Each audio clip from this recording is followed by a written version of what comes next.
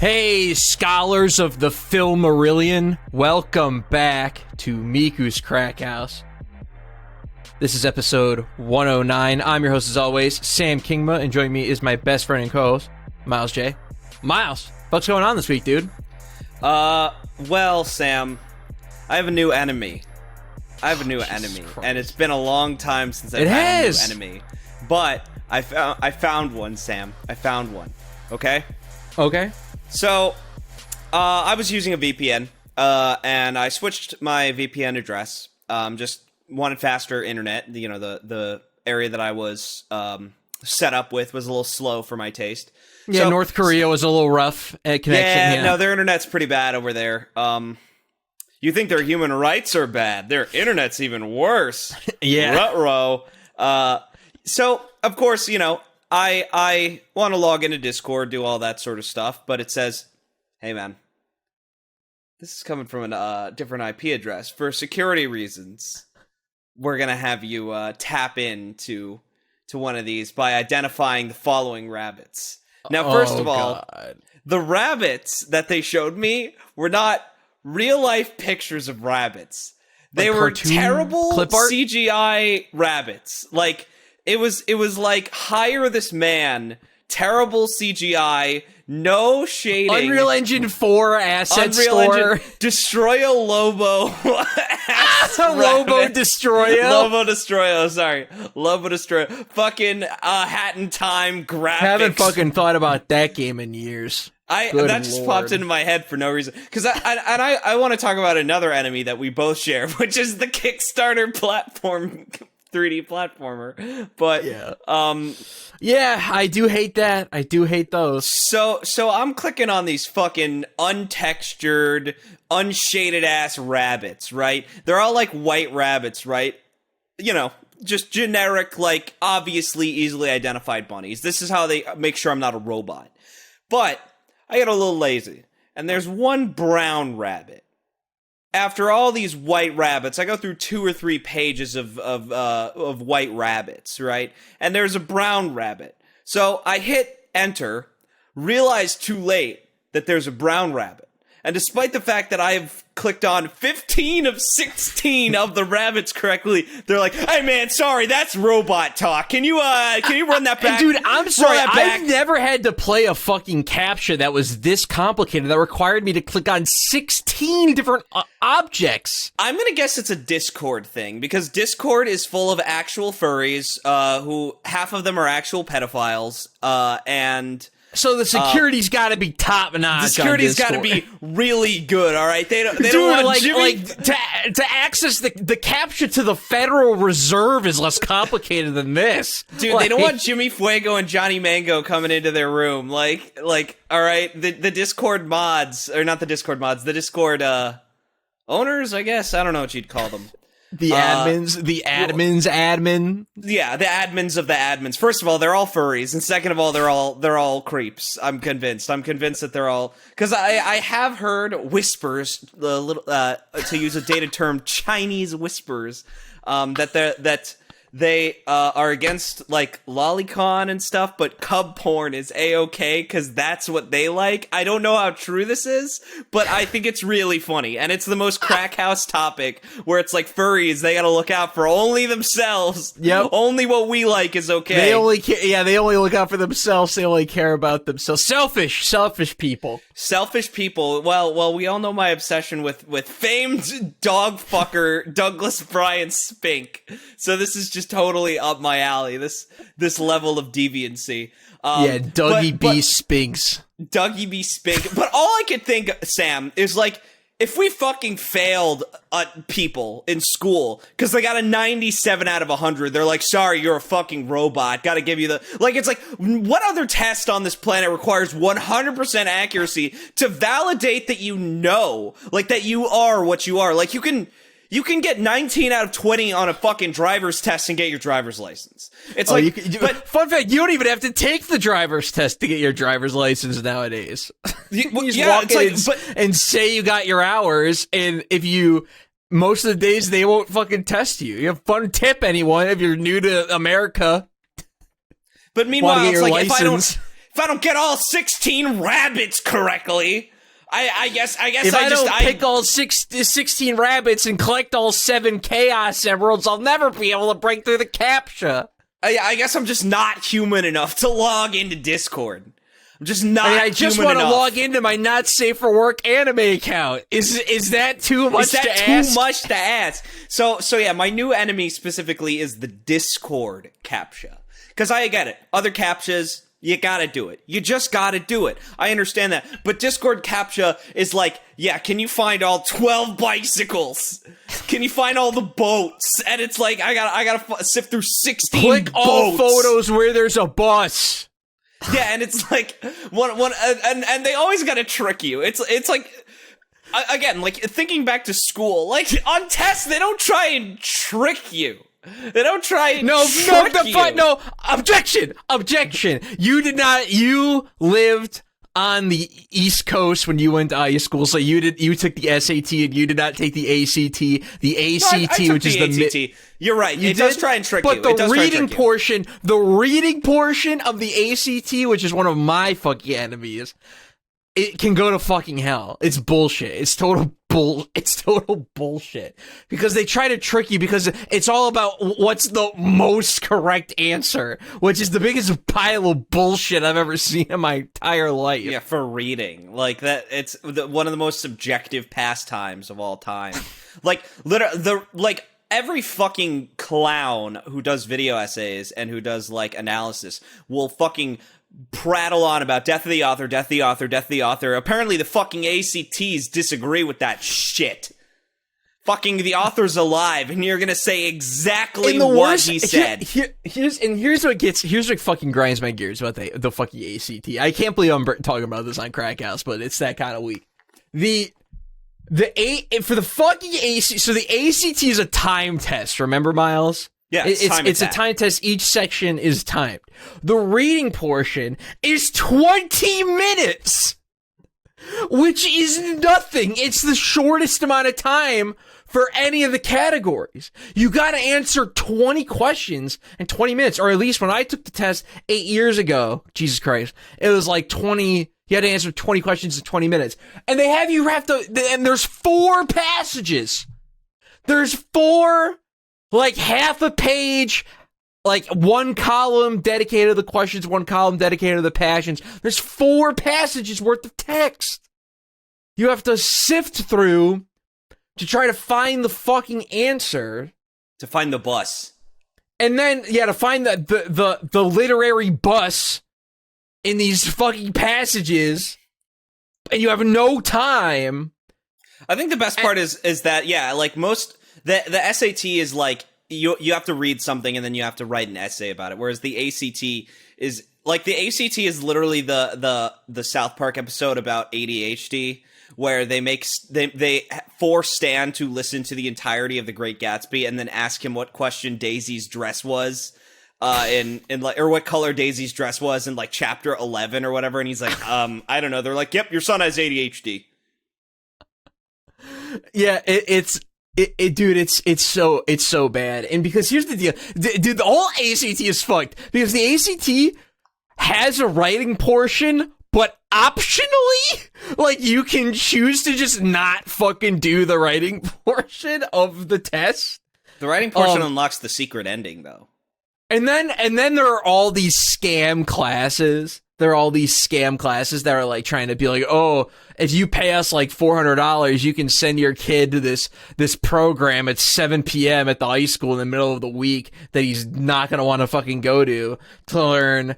And you're gonna be told, oh yeah, this is how he's gonna be able to score high in the ACT. And then they teach him stuff in but it's skills. Like basic logic. It's like basic logic. They teach you logic that will get you a 21 on the ACT.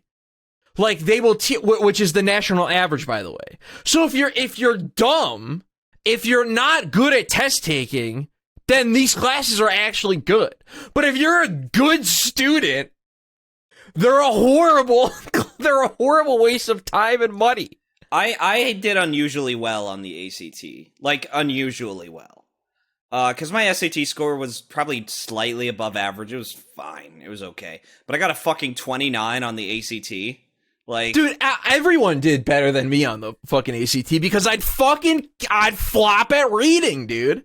I'd fucking, meanwhile, I'd be like fucking Light Yagami in the math section, bro. I'd be fucking writing the equations and the answers and fucking ACCCBDDDC. I'd be getting it all right. I'd be done in 25 minutes.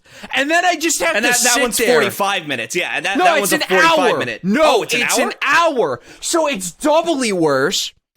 Because people like me, math and science students, are at a clear technical disadvantage at the way the ACT works. And half my fucking friends, when they took the ACT, they were able to do it in which they were just able to do the test in 5 hours. They were just able to go at their own pace and do the fucking test in like the complete allotted amount of time. And I would have fucking got a 30. Like, I would have got a 30 if I was able to do that shit. Because then I'd be able to actually spend 45 minutes on the reading, and then I'd be able to just fly through the shit I actually knew. And it sucks. It sucks. I hate the fucking ACT.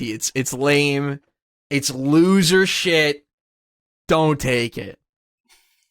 I don't think anyone who listens to this show is in high school. No. I gotta be honest, I hope to God not. But for all my American listeners who primarily live in the Midwest, I hope I gave you a little bit of nostalgia. Why would you want nostalgia for the ACT? ACT. Well, nostalgia doesn't automatically mean good. I guess, yeah. I mean, I suppose. It is just... I think I hate nostalgia. Like, I just hate, like, that like, the term...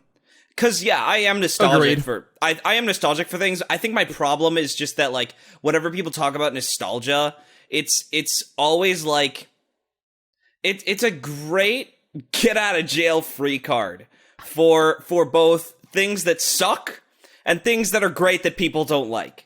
I don't like disingenuous nostalgia. I think is really lame. That one's really lame. Like anyone who claims to be nostalgic for shows they barely watched. Like I'm not, or because I watched a lot of shit programming. Sam, 4 a.m. on Nicktoons Network was when they aired all the table scraps from Canada, where they just bought a bunch of fucking shit from Nelvana. Or whatever, or Teletoons. Yeah, bro. Love Canada, dude. Love their cartoons, man. Those Frenchies know how to fucking do it, man. The problem with Canada is their shit is super hit or miss, which is the same as America. But, like, I think America has a lot of really good, iconic, like, cartoons. Like, everyone's going to talk about Avatar. Everyone's going to talk about SpongeBob, Adventure Time, Regular Show. Like, there's a lot of these, like, really iconic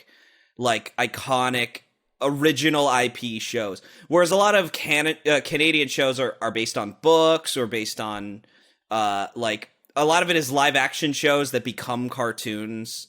A lot of adaptations of children's books, both picture books and like book series. Like you have What's with Andy? Like my god, yeah, What's with Cracked Andy show, which is based on like I think it's like Totally Rude or something like that. It's one of Andy Griffith's Totally series. I think it's what it's called. And the first book is like it's like Totally Rude, Totally Gross, like gross out your sister, wacky packs type shit, right? Okay. And the show is just completely different from the book, where like Andy in the book is like a piece of shit and he's a moron, and then in the cartoon, he's like a pretty decent person. He's just a prankster, and he's like very intelligent and creative. Like just completely different story. Ricky Sprocket, like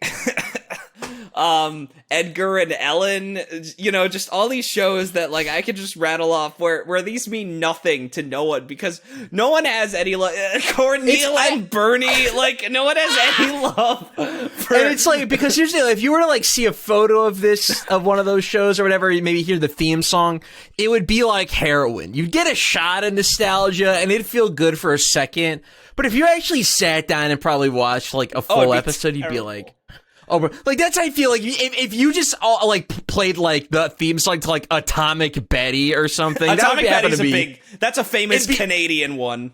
I'd get hit with the fucking Las Plagas right there. Just like, that's the nano machines. That's nano machines. That's the I'd get injected with a couple of nano machines hearing fucking the Atomic Betty theme song. But like, dude, I wouldn't be able to sit through probably a full 24 minutes of that. Probably. The funny thing about like Atomic Betty is and this is why TV Tropes is such a fun website, is you can just discover that anything has fans. Anything has fans dedicated enough to archiving like people's opinions and like forum board posts and things from that era. So you can just read all about the Atomic Betty drama, how much people don't like season 3 of Atomic Betty.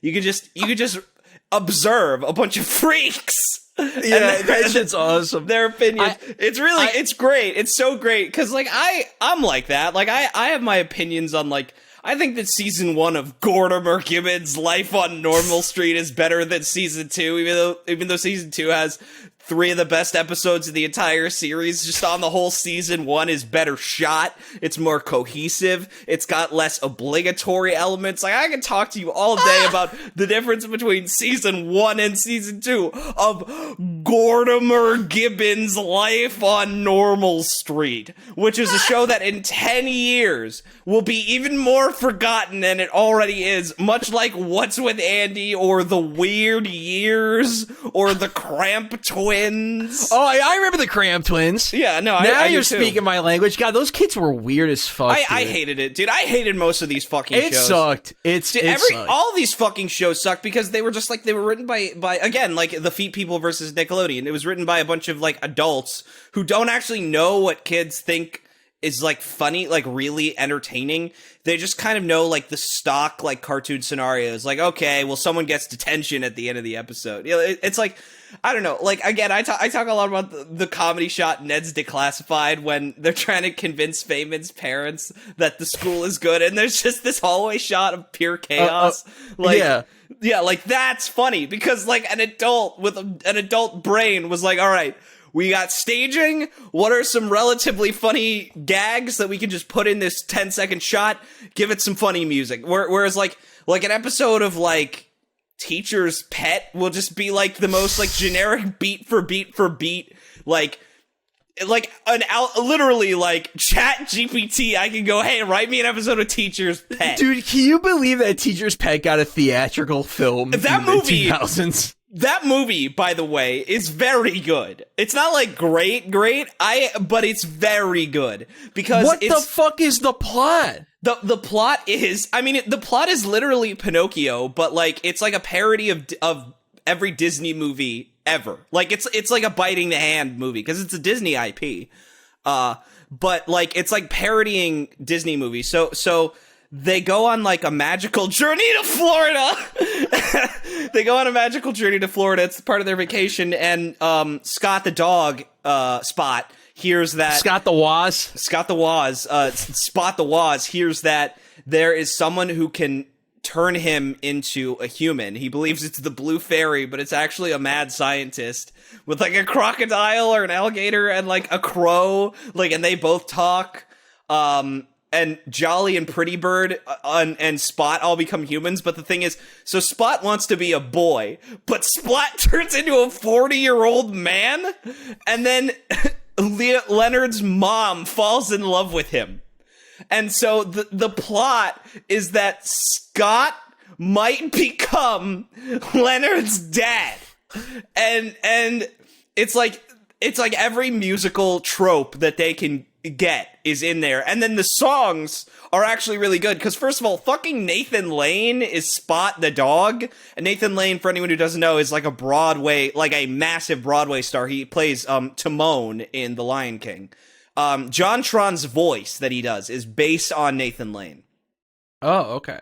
Like, I think he's said as much. Like that kind of like that kind of gruff, like not slurry, but like, you know, that sort of like that weird pronunciation he does, like when he's his comedies, you know, stuff. Like, I'm trying to think of a good line that is clearly a Nathan Lane like attempt or like a Nathan Lane vocal. I think one is like, that was a great and accurate representation of California sportery.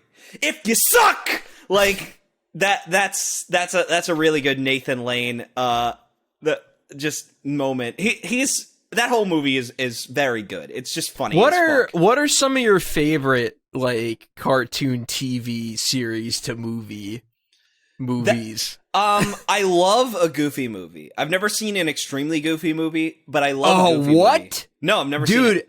Oh my god, extremely Goofy movies like kind of cracked because Max goes to fucking college and fucking Goofy also goes to college, so it's like back to school. And there's like a skateboard competition of some No, kind. it's the literal X Games. Okay. I did say a skateboard competition of some kind.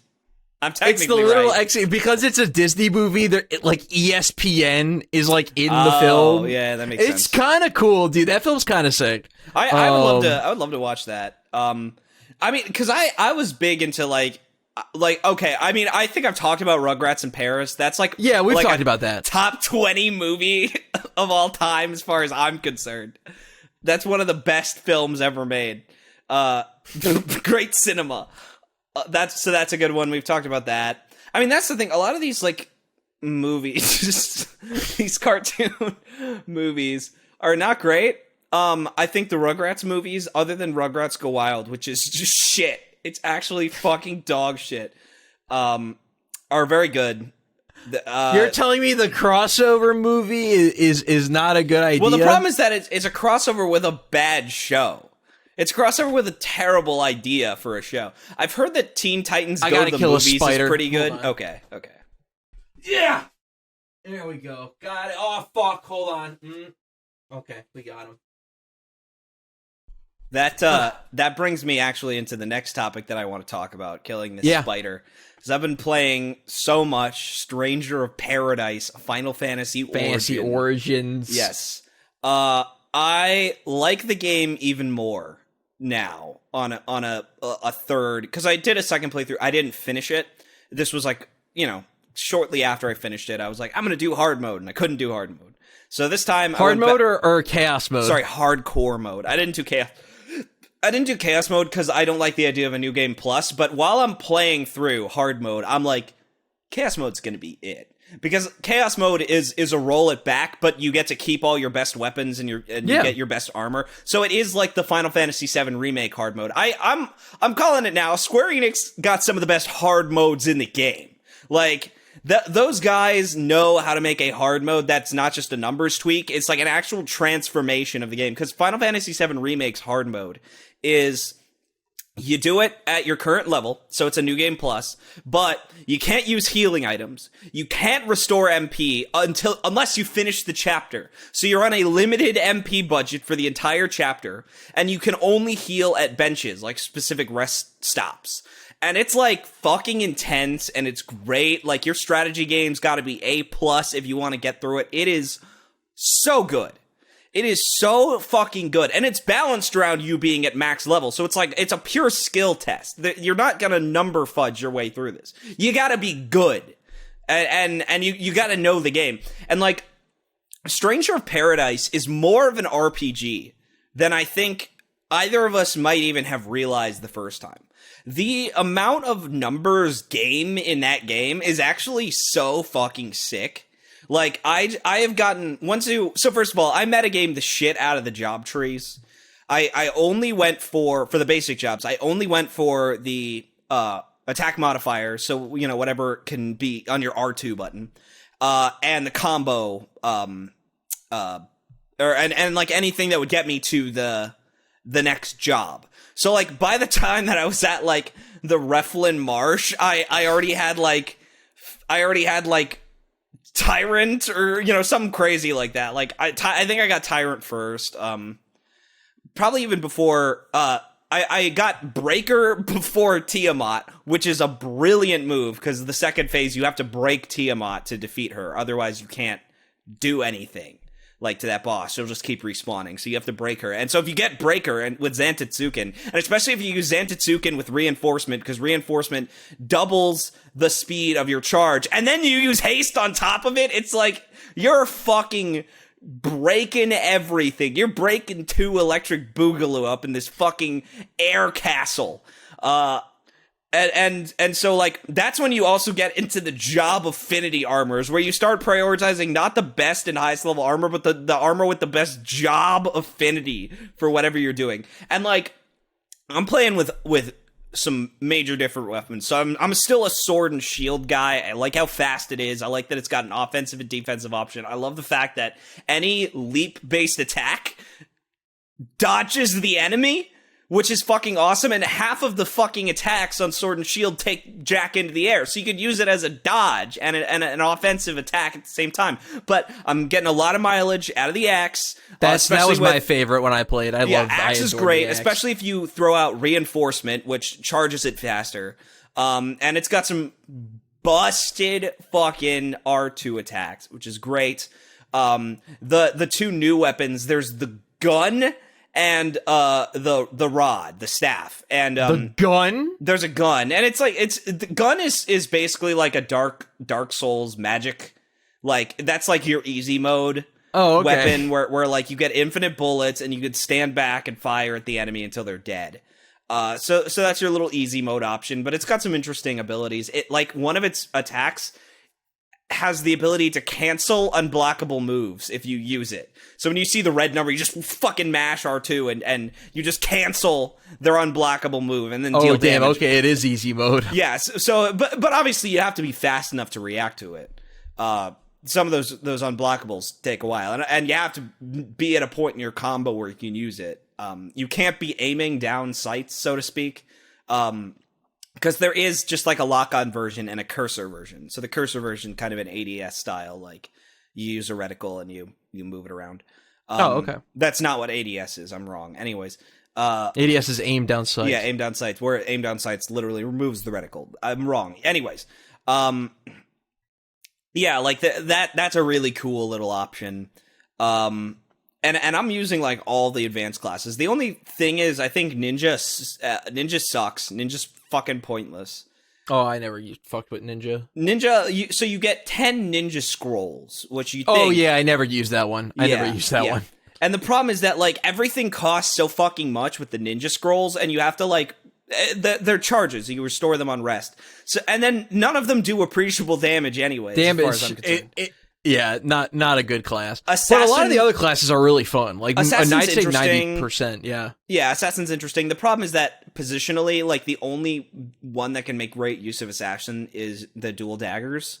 Yeah, but it is fun as fuck with the dual daggers, though. Oh, yeah, because that has Bisect, and you can get behind them and then use Assassinate. The one thing is you can't use your daggers as a combo move. You have to be ready to pop Assassinate at any time. Similar to Breaker, like you don't want to use anything other than Zantetsuken on Breaker. You don't want to use anything besides Runic on Void Knight. I'm getting a fucking lot of use out of Void Knight this time. Void Knight's sick. Void Knight's really fun. Yeah, Paladin's still my favorite because Holy Fang is like actually broken. Like it literally restores HP based on damage dealt for MP that also restores as you deal damage. Like, yeah, it's an infinite ability. That's the one with like, and it only costs like 20, right? Because there's something that you can have in your one of your quick magics or whatever. Yeah, that it's like it's called like I think it's called like Blood Fang or something like that. Holy Fang is the one that imbues you with holy and restores HP per every hit. There's, okay. There's That's probably Blood Weapon. Blood Weapon is a Marauder ability. Which is Holy Fang, but for every weapon, for a limited amount of time. That's the one I use the entire game. That's like super good. Blood Weapon. Anything that heals HP in the game regenerates your HP is fucking god tier. Yeah, and that's all very fun and well and good. I mean, game is great. I'd still say it's just like a 7, like, but I think it's that is truly an Ascended 7. Like I said, Metroid Dread is Ascended 7. That's a fucking lie. Stranger of Paradise is Ascended 7. Yeah. Metroid Dread is great, but it's just mad fun, dude. Yeah, it's just mad fucking fun. And it's quick too. Like every battle is like 5 seconds long and it's great. So it's you get a whole Dark Souls battle in 4 seconds. It's just good. It's just so fucking good. And again, like it's an RPG. There's fucking animation cancel, so it's a great action game too. The loot is not great, but like when you have good equipment, it does feel good, especially that you can keep it and upgrade it throughout the game. Anima shards, great. But the thing I want to talk about, Sam, is the Japanese dub. My Japanese is not very extensive, but I certainly can pick out the word chaos whenever I hear it. I can pick out chaos.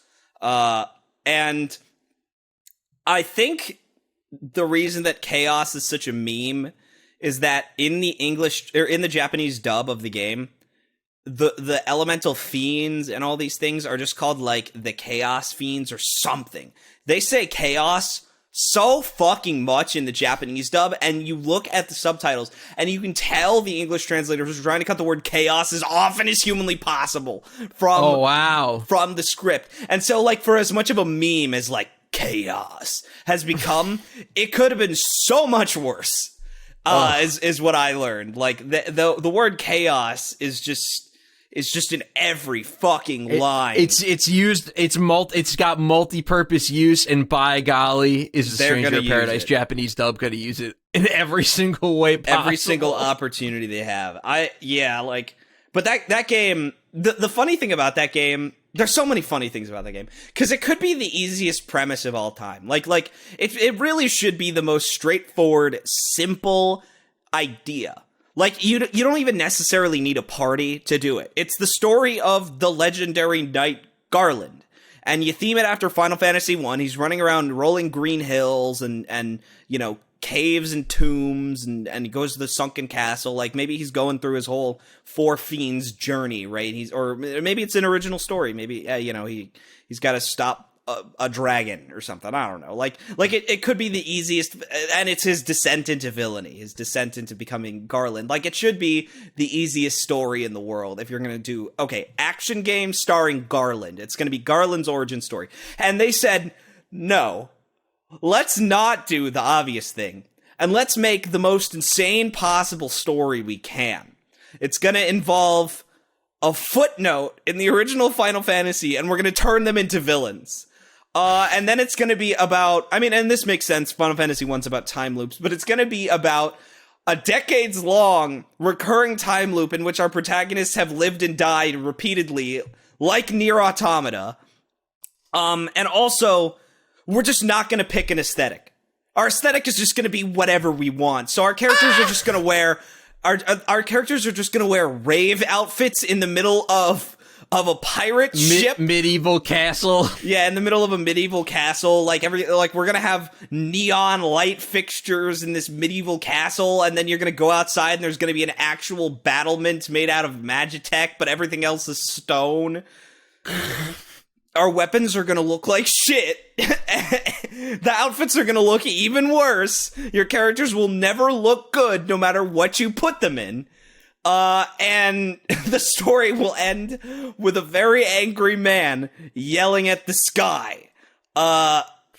And that's the game. And like, I just keep thinking about, like, how much I would like a story about just the origin story of Garland, because Garland's a great character, especially in Dissidia. But I love that they said, too easy. It's too easy. Now let's do the Kingdom Hearts version. Yeah, of Garland's story. It's like the Kingdom Hearts where there's 15 different versions of everyone. Yeah, it's like way too fucking complicated. Time travel and the emotions are like so broad. But what's great about it is that it's the flavor of Kingdom Hearts that I like, but with like not the terrible like presentation of Kingdom Hearts that I don't like. Like, cutscenes have actual music. And the character acting is better. The voice acting's better. I like the melodrama of it. There's a couple of like lines and emotional moments that I like because I like Kingdom Hearts. It's just most Kingdom Hearts sucks. Most of it's bad. And especially most of it's like insufferably bad. Like, every Kingdom Hearts game, I don't look forward to watching the cutscenes, but I make myself do it anyways. Because the first one's the only one with a story that's even, I would dare say, sensible. It's the only one with a story that you can even understand the base appeal of it. It's like neither of us would call like Wind Waker like a good story. Like it's God no. Yeah, like it's like I wouldn't call it a bad story. I just wouldn't call it a very exceptional one. It's fine, but I understand the appeal of that story from like a very like. I just like the beginning and the end. It's cool if you like the opening cutscene and the last 15 minutes, but you could just say that, you know, you gotta say the whole story's good. People also like when you go down to Hyrule, so it's like, that's the thing, they like the beginning, middle, and end. That's all they need to like the story, because that's all the story is. It's just, there's some sandwich meat in between the pieces of bread. And that's all like you 15 need. hours each. Yeah, it's a lot of, again, like, Ocarina of Time, nice thematic game. Like, but Wind Waker and Twilight Princess, whenever people are like, oh, I like the story of those games, no, you don't. No, you fucking don't. You like one cutscene in the beginning, middle, and end. There's so much cap around fucking Zelda stories. Well, the problem is, and I feel this way about, like, the story of a lot of Souls games, too. The problem is that people's idea of the story is way more interesting than the presentation of the story itself. Yeah. And with Souls, there's at the very least that sort of, and I'm going to be honest, I think Kingdom Hearts is the same way. There is that, like, intrigue of like, you're piecing it together. Because once you know, and it's not actually very interesting. It's basically every fantasy story ever. Like, long ago, one guy fucked up, and now the world is what it is. That's my joke about D&D. After millions of eons of all the gods clashing, the world now resembles medieval Europe. Like, that's Dark Souls. It just has great art direction, which is fine. But like, when people talk about stories, because stories in games are not stories, they're plots. Because stories are the emotional journey of the experience. What is a story in a video game is playing the game. Yeah, that's the fucking story. And the themes of the game are part of the experience of playing through the story. Therefore, a good theme and a good video game with a good campaign is a good story. A bunch of good cutscenes is not a good story. It's a good plot. And that's like, but what games are glomming onto is that good character drama is good story. And that's why, like, Kingdom Hearts 1 works, because it's basic ass character drama by the writer of Cowboy Bebop. You can't go wrong. You just can't. Dude, that's why fucking Last of Us is so popular. Yeah, dude. and Last of like Us is a simple ass get to point A to point B story, but it's about the character drama. And when you watch the show, it's even more clear. Like, without okay gameplay to get in the fucking way, like, the Last of Us TV show is great. All the changes to it are great. Like, I mean, it's proof that Last of Us is just not a great video game story. Like, it's that easy to just do a better job in another medium, but it's still a great character story. Like, Ellie and Joel are still great, their journey's still great. A lot of the lines that are lifted directly from the game, like, they work just fine because they're great lines. Like, it doesn't matter that the context has changed. They were written well before, they're written well now. The events are written well before, they're written well now. Like, story, I think there's just cap about stories in games in general, where like, well, people care. I've noticed this recently. People just put a lot of stock in the presentation of a narrative, and they like really only care about how the narrative is presented to them. And it's like, no, the narrative is going to be felt when you play the game. And to just outright discount that, or just call it something, or just think of the gameplay as like purely mechanics in systems when you're trying to look for a good narrative is like, I don't know. Well, that's why my issue, I always have an issue with whenever people say like, oh, Metal Gear Solid 5's a bad story. No, it's just poorly told. It's poorly presented, because it's just not a very good way to present that narrative with sparse cutscenes and lots of tapes. Doesn't work. But telling the story of the player becoming the legendary big boss, that's all you do. That's the whole game. And the theme of like, you know, soldiers and entire history just happening in the shadows, things happening that no one will ever see and observe. That's a lived experience for the player. All these soldiers who, because you're on a stealth mission. Yeah, you're on a stealth mission, and you're on a stealth mission to stop a threat that is never even recorded. There's a line by Kaz where he acknowledges, like, the world doesn't know about Sahelanthropus. And if the world knows about Sahelanthropus, it's fucking over. Because this weapon will just upend the entire world order. And there's another line where he says, and if Skullface wins, he'll go down in history as a conquering victor. We can't let that happen. Skullface is also an invisible character. He exists in the shadow of Langley, as they say. So when Skullface dies, there's no record that he ever existed in the first place. When Quiet dies, there's no record she ever existed in the first place. When Venom Snake is killed by Solid Snake, there is no record of the original guy that was that was Myles or Sam or whoever else played Metal Gear Solid 5. Like, that is the story. And it's great. It's just told in the worst way, because guess what? Video games have a hard time with this shit in the first place. Metal Gear Solid 1 through 3 work as well as they do because a great cinematographer and director is telling a very conventional story in a way that isn't really very gamey. It's got a lot of great gamey things, which kind of help elevate it away from cutscene movie. Keep it from being like I always point out, like, Death Stranding has 1 hour less cutscenes than Kingdom Hearts 2, and like the fucking dearth of like content and emotion you'll actually get from one or the other is so different, but only one is labeled as a movie game. And the other one is always considered like, oh, this pinnacle of action games. Like but the other one's just a boring, pretentious walking simulator. It's like, dude, if you say Kingdom Hearts 2 is the pinnacle of action games, I don't know if I trust people who say that shit. It's always said by people who barely play action games, because Kingdom Hearts 2 it's a formidable action game. It's good. It's just, we could do better. We always can, frankly. People who talk about stories, and it's, like, that's why whenever I see like a video essay that's like 5 hours long about like analyzing a story in a game, I'm always like, oh, fuck. Like, because it's just gonna be cutscene recap time. You know what I mean? Like, it's great when you get like Michael Saba did he did the Nier Automata one, he did the MGS5 they were wrong one, that thumbnail is just seared into everyone's brains. Critical Close-Up. Every critical close-up is great. But those also have a gameplay analysis element, because that's just what George does.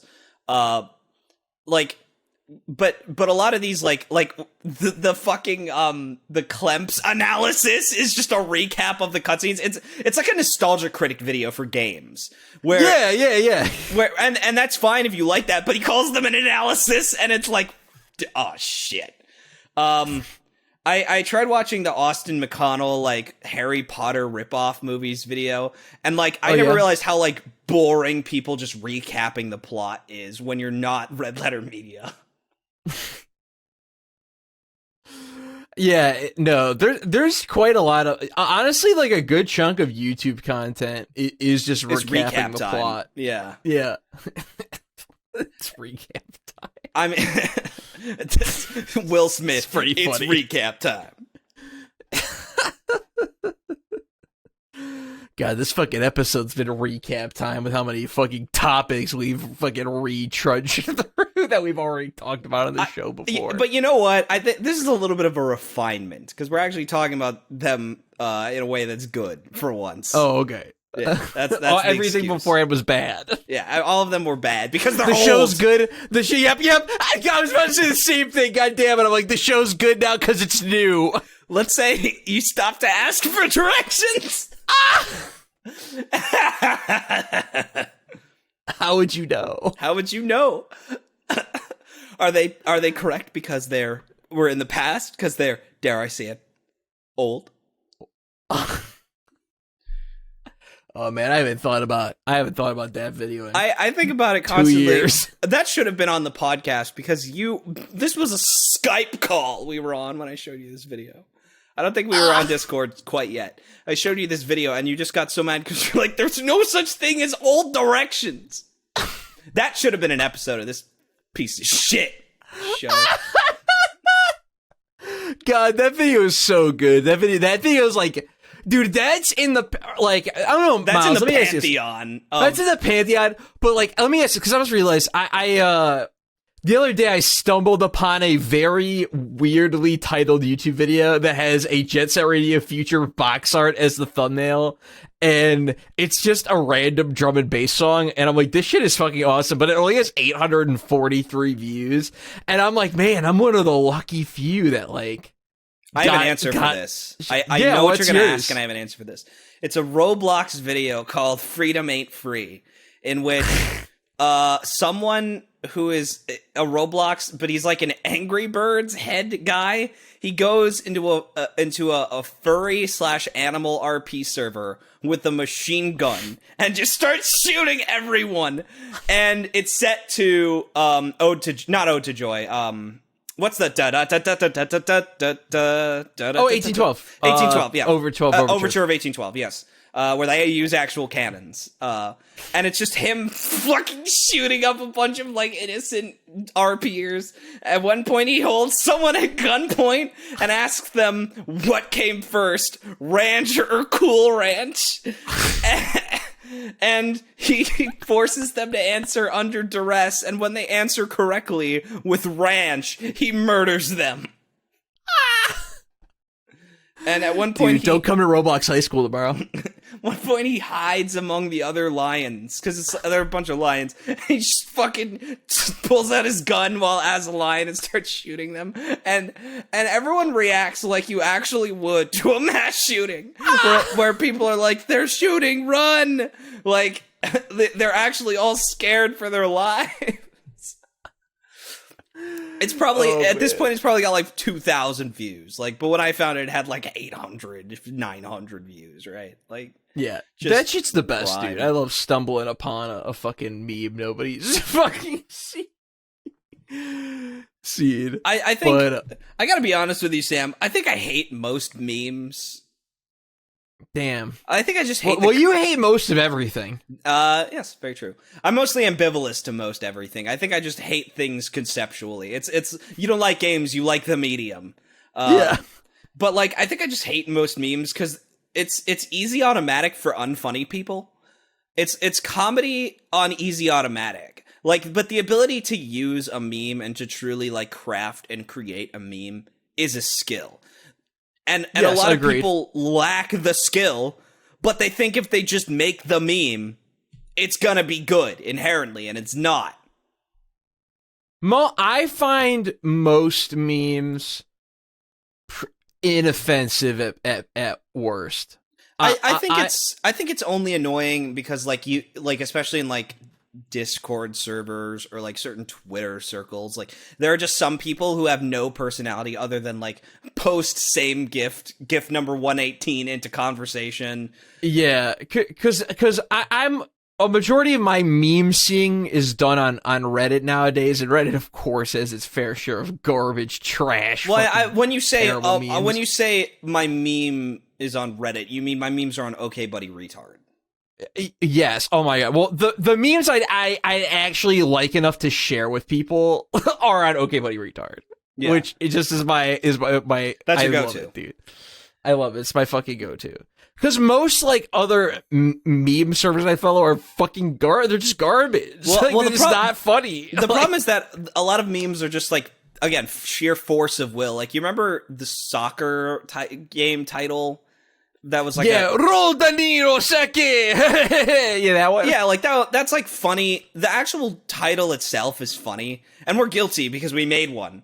But like as a meme, you can only do so much. Like, exactly. And to be fair, that's why it was around for 6 days and then it bounced. Yeah, like there's got to be someone who's still saying the cake is a lie. There's got to be someone who's still saying arrow to the knee. Like you can kind of keep whatever memes you like, and you don't have to. You don't have to. Those feel pretty dead, dude. I mean, I haven't seen anyone saying. Like, those someone must like even the most dead of dead memes. You know, there's got to be someone out in the world. Like, and so there are probably people who are still dredging up some. You know, like Bane posting is still popular, even though. It's like that movie's 11 years old. Yeah, the movie's 11 years old. You know, the Todd Howard meme. Like, There are some memes that just kind of it just works. It just works. That's all everywhere. Well, it's also the Skyrim one of like, hey, while you're waiting for this game, you should buy Skyrim. It's, guy in Groucho Marx glasses, like just a couple that just kind of never die. But for the most part, like a new meme will come out, and I always like when a meme is gatekept by skill. Like when a meme requires like video editing or requires you to be an artist who can draw it. I agree, dude. I agree. Like I remember, that's how I felt about that fucking the sad cat dance meme from like last year. Oh, that like was it the one who's like this? Like, or, yeah, it's the to the Crystal Waters remix. Yeah. It's because I'm like, this is a whole ass animation you had to make for that.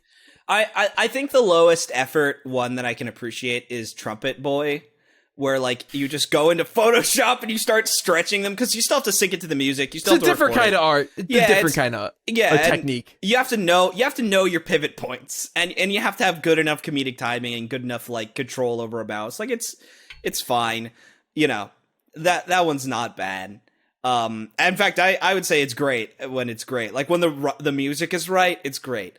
But like whenever it's just like clip that people find amusing, set to song I find funny, it's like I'm just like, all right, whatever, dude. Like you didn't have to upload this. You didn't have to do this. I know that's petty of me. I know it's petty, but like. Maybe I don't know. Maybe just if you have no talent, you're not funny. Just don't make a meme, or just don't like bandwagon onto a meme. But that's the life cycle of every popular meme. Is it's gonna get bandwagon onto, it's gonna get beat in the ground. It's not gonna be funny until 8-9 years go around, and then it's gonna get resurrected as an ironic meme, and then it'll become an unironic meme again. Like fucking. We've seen it. I've lived long enough on the internet to see this happen with multiple shit. It's looping. It's looping. We want to talk about Stranger Paradise time loops, 10-year time loops. I'm in this shit. I'm seeing impact font memes all the fucking time now. I'm here to kill Peter. Hey, it's me, Peter Griffin, here to explain the joke. Set to oh my god, what's it called? Cucumber Rag from Final Fantasy VI. When the Kappa Rag, I think it is, when the tutorial Kappa comes out and explains a new mechanic to like a ragtime song. I know it's petty. I really do, but like I do genuinely wonder if a meme could theoretically survive if we could a meme survive a nuclear holocaust? If we just underused the meme and we gate kept the meme, could it survive in theory? I think no, it wouldn't last like a lot longer, but it wouldn't die as quickly. I think memes have a half-life. If the meme was too hard to make, there wouldn't be enough people making the meme to proliferate it in a big enough way for it to stay around to be considered a meme in the first place. I think it genuinely depends on whether or not the meme is supposed to be funny or whether it's supposed to be like content, like shared content. Jacko pose, the Ryuko like taking off her shirt, like see her ass, like that sort of thing. Like those are the Sailor Moon redraw. Those are not like memes. They're content. You make them to get in on the trend. It's a trending and content. Those last a fair bit longer, typically. Because the way they're shared and all artists are okay with being fucking days and weeks and months late on shit. Dude, it'll be fucking 8 months after a fucking trade happened. Oh, sorry, I was a little late to fucking finishing my my Sailor Moon redraw, and it's like, yeah, we did that all in here's the rest of my Inktober, guys, and it's fucking mid-April, like mid-tober. I do love whenever artists do like their own Inktober like themed variant where it's like, oh, it's Yu-Gi-Oh! Tober, like whatever. Like I find that shit so charming. Because instead of downloading a prompt from an internet resource, they're just like, draw some Yu-Gi-Oh! Cards today. Gotta draw 30 Yu-Gi-Oh! Cards. I mean, I gotta be honest. I didn't understand that Inktober was like an official thing until that controversy with the word getting copyrighted happened a couple years ago. Yeah, it's like National Write a Novel Month, NaNoWriMo, like NaNoWriMo, yeah. Yeah. I didn't know it was like, but like with Inktober, apparently there's like an official prompt list, which I like did not know about. And I some just people assumed everyone just drew with their own shit. Yeah.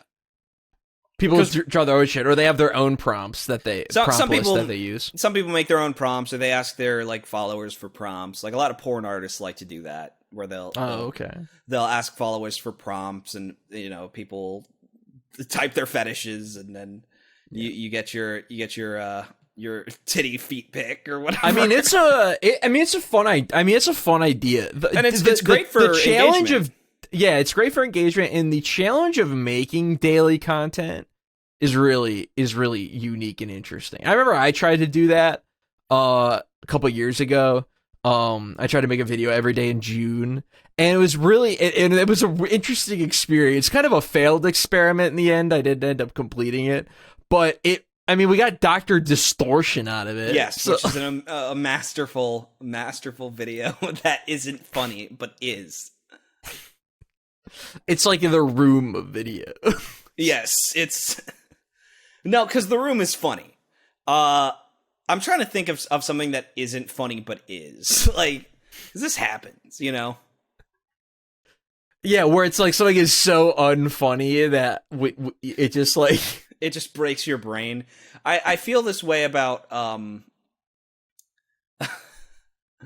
I played a game called Pooplers once.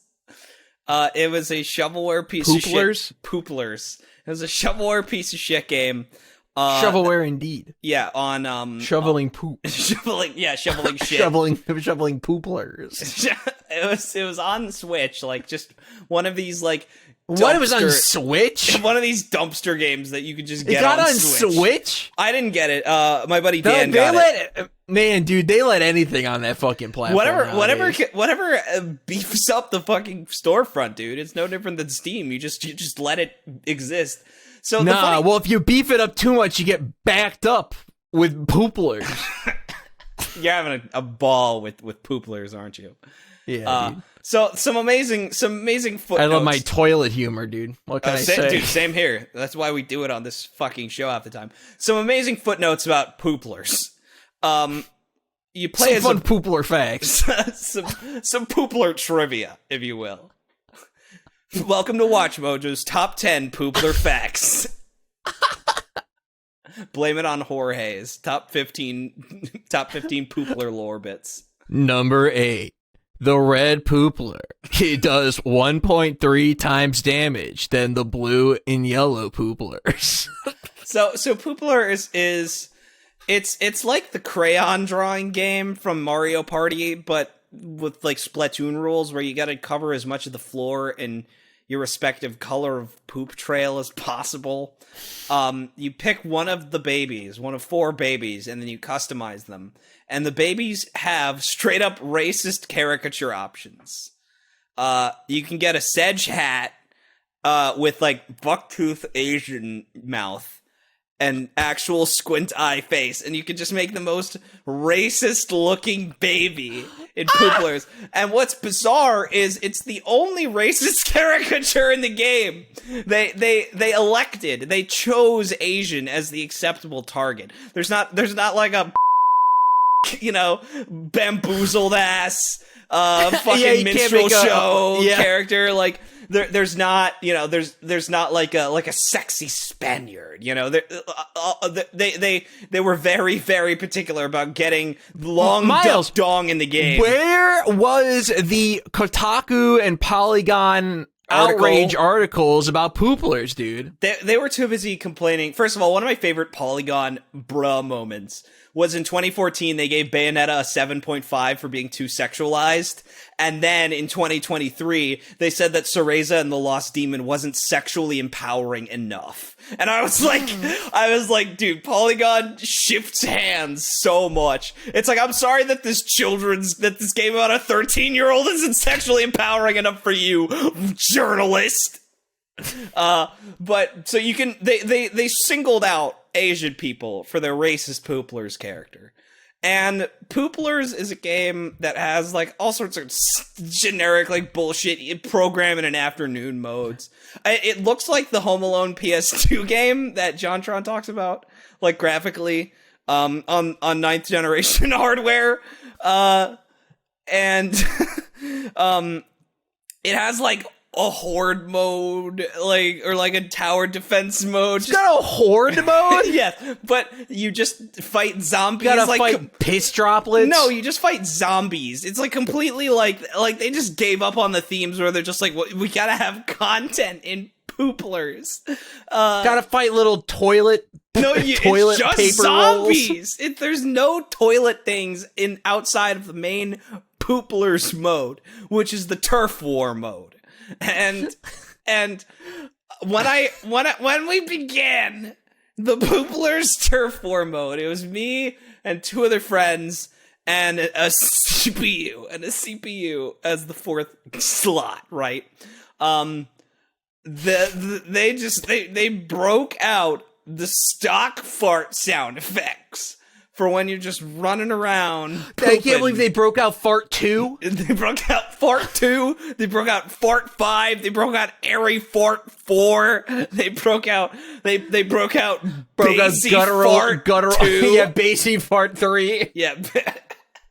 Reverb Fart 5. Like, they brought them all out. And just the cacophony of easily, just easily, but like it was similar to like Conker's Bad Fur Day, like the cow level in Conker's Bad Fur Day, when you're in like the sewer and there's just like in the music there's just like just throughout the level. Dude, were you about to do the no, because it sounded like you were going there. That's only be way better if it had if it had some backing Poopler samples. What did I describe as farty instrumentation before, like on another episode? Like that, like I do think that Code Lyoko has farty instrumentation. It's not quite penis music like season 1 of 24, but definitely gassy instrumentation.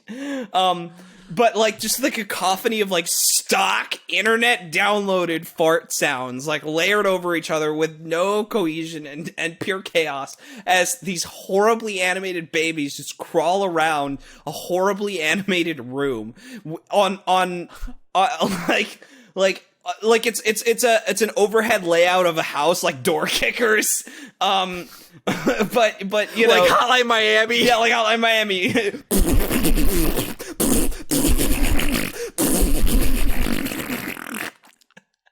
That was my attempt at hydrogen.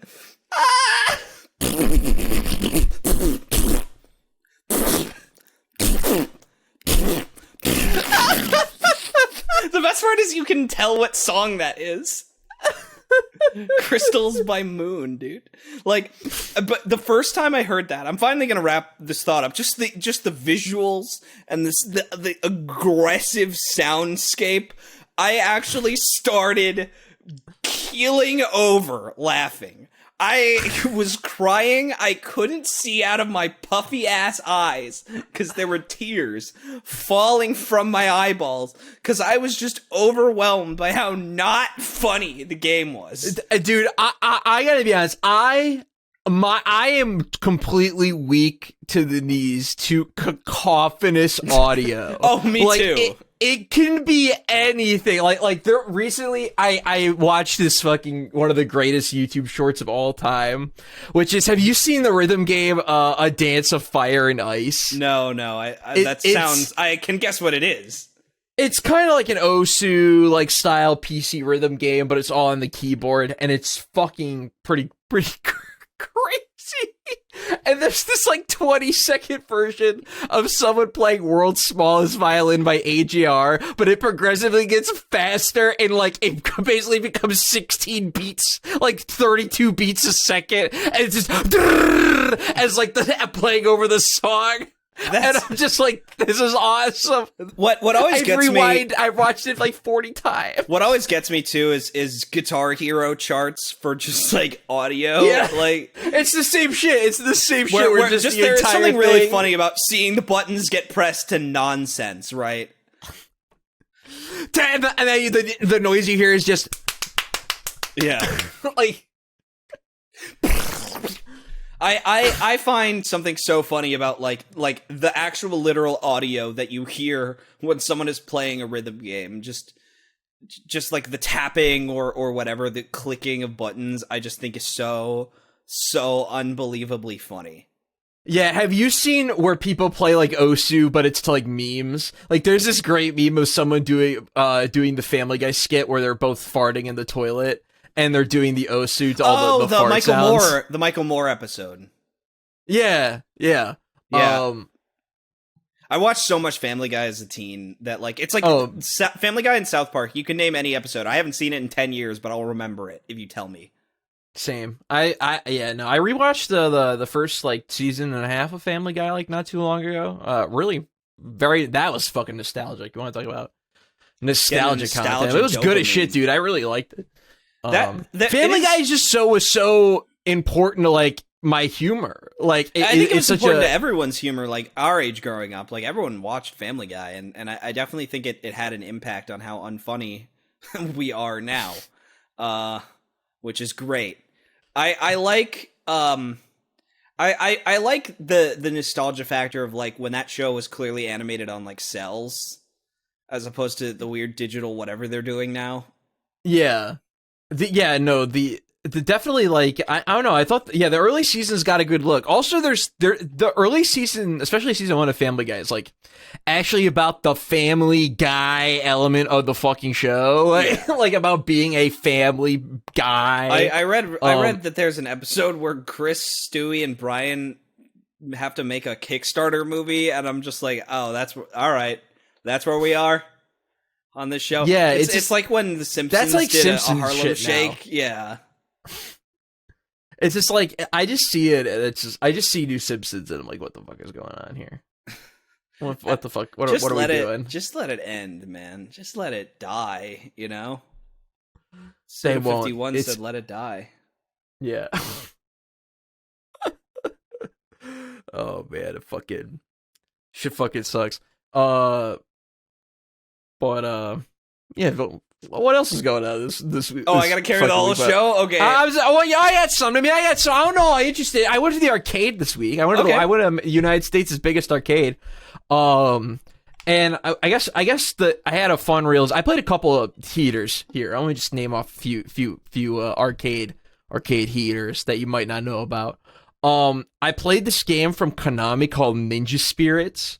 It's a 2D. It's kind of like Rolling Thunder style, like side scroller ninja action game, 2D side scrolling action game, where you can swap between 4 weapons.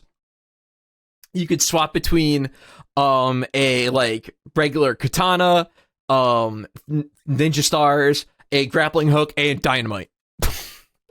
And each sort of thing kind of does different damage, and it's a one-hit death game, so it's super fucking brutal. And if you get hit, it's all the way back to the beginning of the fucking stage.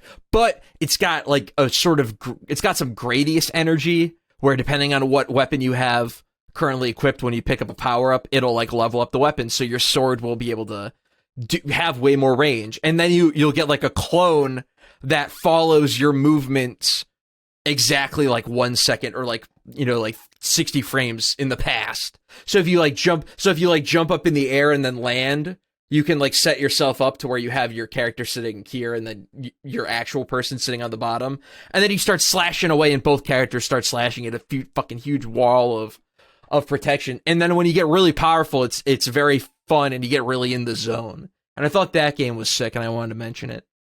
Then I beat Ninja Baseball Batman, which I know is it's more popular. It's one of the more popular beat 'em up games. It's like 7 stages. It's pretty fun. It's a simple beat 'em up game, but the pixel art's fucking bomb. But the real shit, Myles, the true discovery was in the racing game aisle. Chicago 1929. Myles, Is this a racing game? Fuck no. It is a time attack, run into and destroy as many old school Model Ts as you can before the time limit runs out. And anytime you fucking barrel through a Model T, you get more points. And you get even more points by taking out a truck or a train in one of the later stages. And dude, the fucking game feel in this arcade game is immaculate, Myles. It's immaculate how fun this game is. Because there's a boost button and the boost charges every like second and a half, 2 seconds or whatever. And the main character goes, whee! Anytime you press the fucking woo! Yeah. I don't feel that thing at all. Press the button. Woo! Yeah. Yeah, and it's so cool. The game is so sick. And it's really quick. It's only destruction derby games. Yeah, it's like a destruction derby, but instead of a derby, it's like a linear road. So you still have to dodge and like turn your car and shit, and you get that action element, but you're dodging like, because your main obstacle is the enemy cars will shoot Tommy guns and if you fall in the line of the Tommy guns have like shmup kind of hitboxes where they're smaller than what they look like. So you can kind of like weave in and out through, but you'll take you won't take any damage, but you'll lose time on your clock. And it's just it's just so much fun, dude. I want to play it again, but I have to go. I got to go back to the arcade probably. I mean, that game would probably translate okay to a controller enough, but the one game I played that under no circumstances would ever fucking translate to a controller or a keyboard and you'd get the same game feel is the first Funky Fighter. Myles, have you seen the first Funky Fighter? I haven't seen any of the Funky Fighters. I haven't seen the second or the third. I ain't seen nothing. I'm gonna pull up some gameplay for everybody because it needs to be seen to be believed. All I can picture is like cool tunes, like just one of these like these rhythm games with mechanics that make no sense visually. When you go to the cabinet, it's this huge ass cabinet and it's just 9 white buttons all in a grid. And each button corresponds to a section of the screen, being each cardinal direction and then a button in the center. And the gameplay is just mashing the buttons and playing digital whack-a-mole. But the fucking sprite art is crazy. And you just you're slamming the fucking buttons as you're doing it. And it's got like Strider. It plays like Strider, so as fast as you press the button is as fast as the character punches. And you just fucking whip around. And you just gotta smack the shit out of all these crazy bayou monsters. And it's the first Funky Fighter. And I really respect the shit out of this game. And it's a game that could you play it on a numpad? Sure. Are you gonna get the same game feel from it? Absolutely not. Under no circumstances. So that was probably those two games were probably the highlight of what I played. Of course I played some other arcade games, but I wanted to highlight also Virtual Racer, a game I played before and kind of wrote off as kind of mid and a little primitive. Actually playing it in the arcade, completely different experience. For one, the Virtual Racer seat is angled fucking down. Like, so the seat is like this, it's so like you're sitting at a decline. Yeah, roller coaster. Yeah, you're sitting at like a decline, so you have to like sit yourself up straight, and which gets you really in the fucking zone.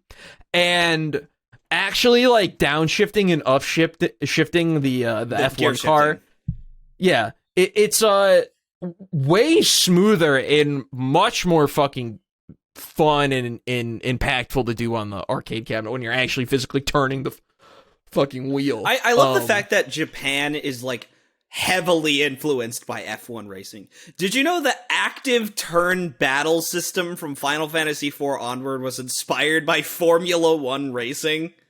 That's fucking awesome. Yeah, so, like, in what way? The idea of you driving, which is, driving is automated, but then you having to shift the gear itself, like, keeps you active in the driver's seat, as opposed to just you sitting back and holding the pedal. Like, so the idea of adding an active, reactive speed element to something that is moving on its own was the idea. And that's why Japan is kicking our fucking asses in terms of game design, because they look at Formula One racing and go, that's an RPG system. They look at a fucking stage play and go, I think we're about to revolutionize 3D games, guys. Like, that's just how it is. Like, apparently the fucking most important innovation in 3D games happened because it was raining at the park one day, and so they went inside of a stage show and they watched a fucking ninja fight someone with a kurosagama, and he was like, the way that he circled around him while he had a chain on his arm with the kurosagama. I guess we'll just put that in our game and make every 3D game ever work. Like, that's just what they do over there. They just see the world differently, I guess. They just watch Formula One racing and invent active turn battle. Well, Myles, it's the shit, like, we've talked about a couple times before in the show, and it's a point you always regale about a lot of modern creators, is that they're all inspired by, like, the medium that they're interested in, and they don't really draw inspiration from outside of their own. It is interesting, their own bubble and what they're trying to do. Like, some of the very best, I know Nintendo very specifically tries not to hire gamers. They hire talented programmers and talented artists and planners, but they try not to hire gamers because gamers have a very limited idea of what games can be and what they can do. And especially when you're Nintendo and you have all the money ever, like, you don't... I mean, literally look at, like, a majority of, like, modern indie games that are shown on some, or get, like, get highlighted or shown spotlight. A lot of the times they're just, it's like, oh, this is literally Banjo-Kazooie.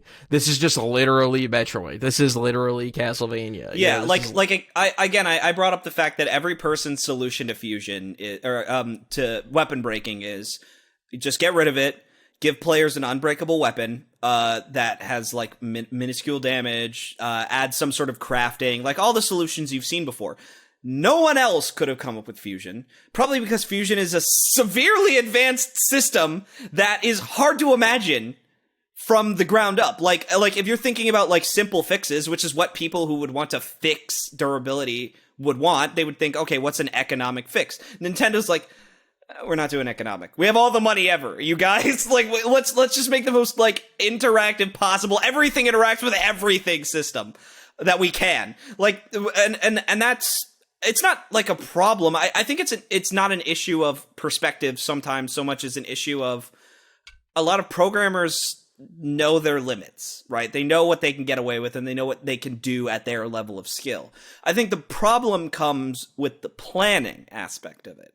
The idea of coming up with a successful 3D targeting system or a successful turn-based battle system that has active elements to it. That, by the way, you can turn off. That still works if you turn it off.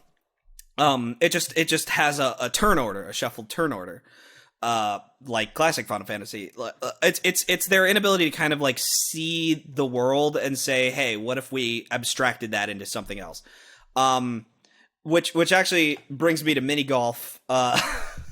Oh, fuck yeah. So I went mini golfing for my baby birthday. Golf? I went little pussy bitch golf? Dude, mini golf fucking fucks, dude. So here's what I like about mini golf. Now, I haven't played real golf. I know you have, and I know you like real golf. I do. I actually really like real golf. I'm going to say nothing about real golf. I can't judge it. I can't say hide nor hair about it. Never played it. Have no opinions of it whatsoever. My take on golf is that it's golf. But my take on mini golf is that it's the closest we're ever going to get to real life video games. Because, like, and I'm talking not VR, okay? Not escape rooms. Escape rooms are a close second. But escape rooms are a very specific kind of video game. It's a point-and-click adventure game. Mini golf is video games. Fine and gross motor skills, level design, texture, golf. Psychology. Golf. Real golf. All real golf. This is all in real golf. But here's the thing, Sam. Last but not least, immersion, art design, and art direction. all in real golf. Well, real golf, the aesthetic of real the golf. Courses are designed both from a technical game perspective, but also they are aesthetically designed to be beautiful. Yeah, I know, but that's what I was about to say. Is that the experience of playing golf on the greens at a country club or at a golf club, not to be confused with a golf club, it's a very specific kind of aesthetic. It's Sony beauty. It's Yes. PlayStation beauty. The mini golf, Nintendo. That's Nintendo beauty. And there's nothing wrong with either one, but Nintendo beauty has more of a game quality to it, right? Because what you always say about platformers, when you think about the act of video games, it's jumping, right? Like, when I think about the act of designing a level, it's Super Mario Brothers. That's why Mario Maker is what it is. And mini golf is just that. It is bite-sized, level-by-level challenges with a score at the end, by the way. Like you can get an S rank in mini golf. It's called the perfect game. It's a one-stroke, hole. That's your fucking pure platinum rank. That's your P rank. Yeah, That's your P rank at the end of a Cuphead boss. Cuphead, I must say, this boss fight doesn't inspire much. Cuphead, I must say, mini golf is quite an inspiring sport. Yeah, have we talked about the Geico commercial? I'm sure we have. Yeah, we definitely have talked about that crazy the Twitch only Geico commercial. Mini golf. Mini golf, you're right. It is Nintendo beauty. Mini golf is the closest we're gonna get to a Super Mario Bros. Like, I know we have Super Mario Land or Super Nintendo World, but like, if Super Nintendo Land was a mini golf course, that would be it. Because you can't do an obstacle. So let me ask: when you went mini golfing, how many wacky obstacles were amongst your 18 holes in mini golf? Oh, quite a few. So I went to a local place in my area that's relatively famous, right? Relatively famous. And it's music themed. And so, there was all sorts of like music based mini golf things. So at one point you have to putt the ball up an incline, and then when it goes down, it falls down a bunch of xylophone like things, which obviously fucks up the ball. So you kind of want it to go, like at a different path down a hole more directly towards the goal, right? Yeah. There's like all these music notes you got to weave through with your ball, like things like that. There's a lot of wacky obstacles in that way. And basically every hole is either some sort of level design, like pick a path, but you have to pick the right path by putting the fucking ball. That's the other thing about golf and or mini golf that's gaming. Abstraction. Interface. You cannot touch the ball. You must use an interface, an implement, something else. That's our controller. The golf club is our controller. Use the club. Yeah.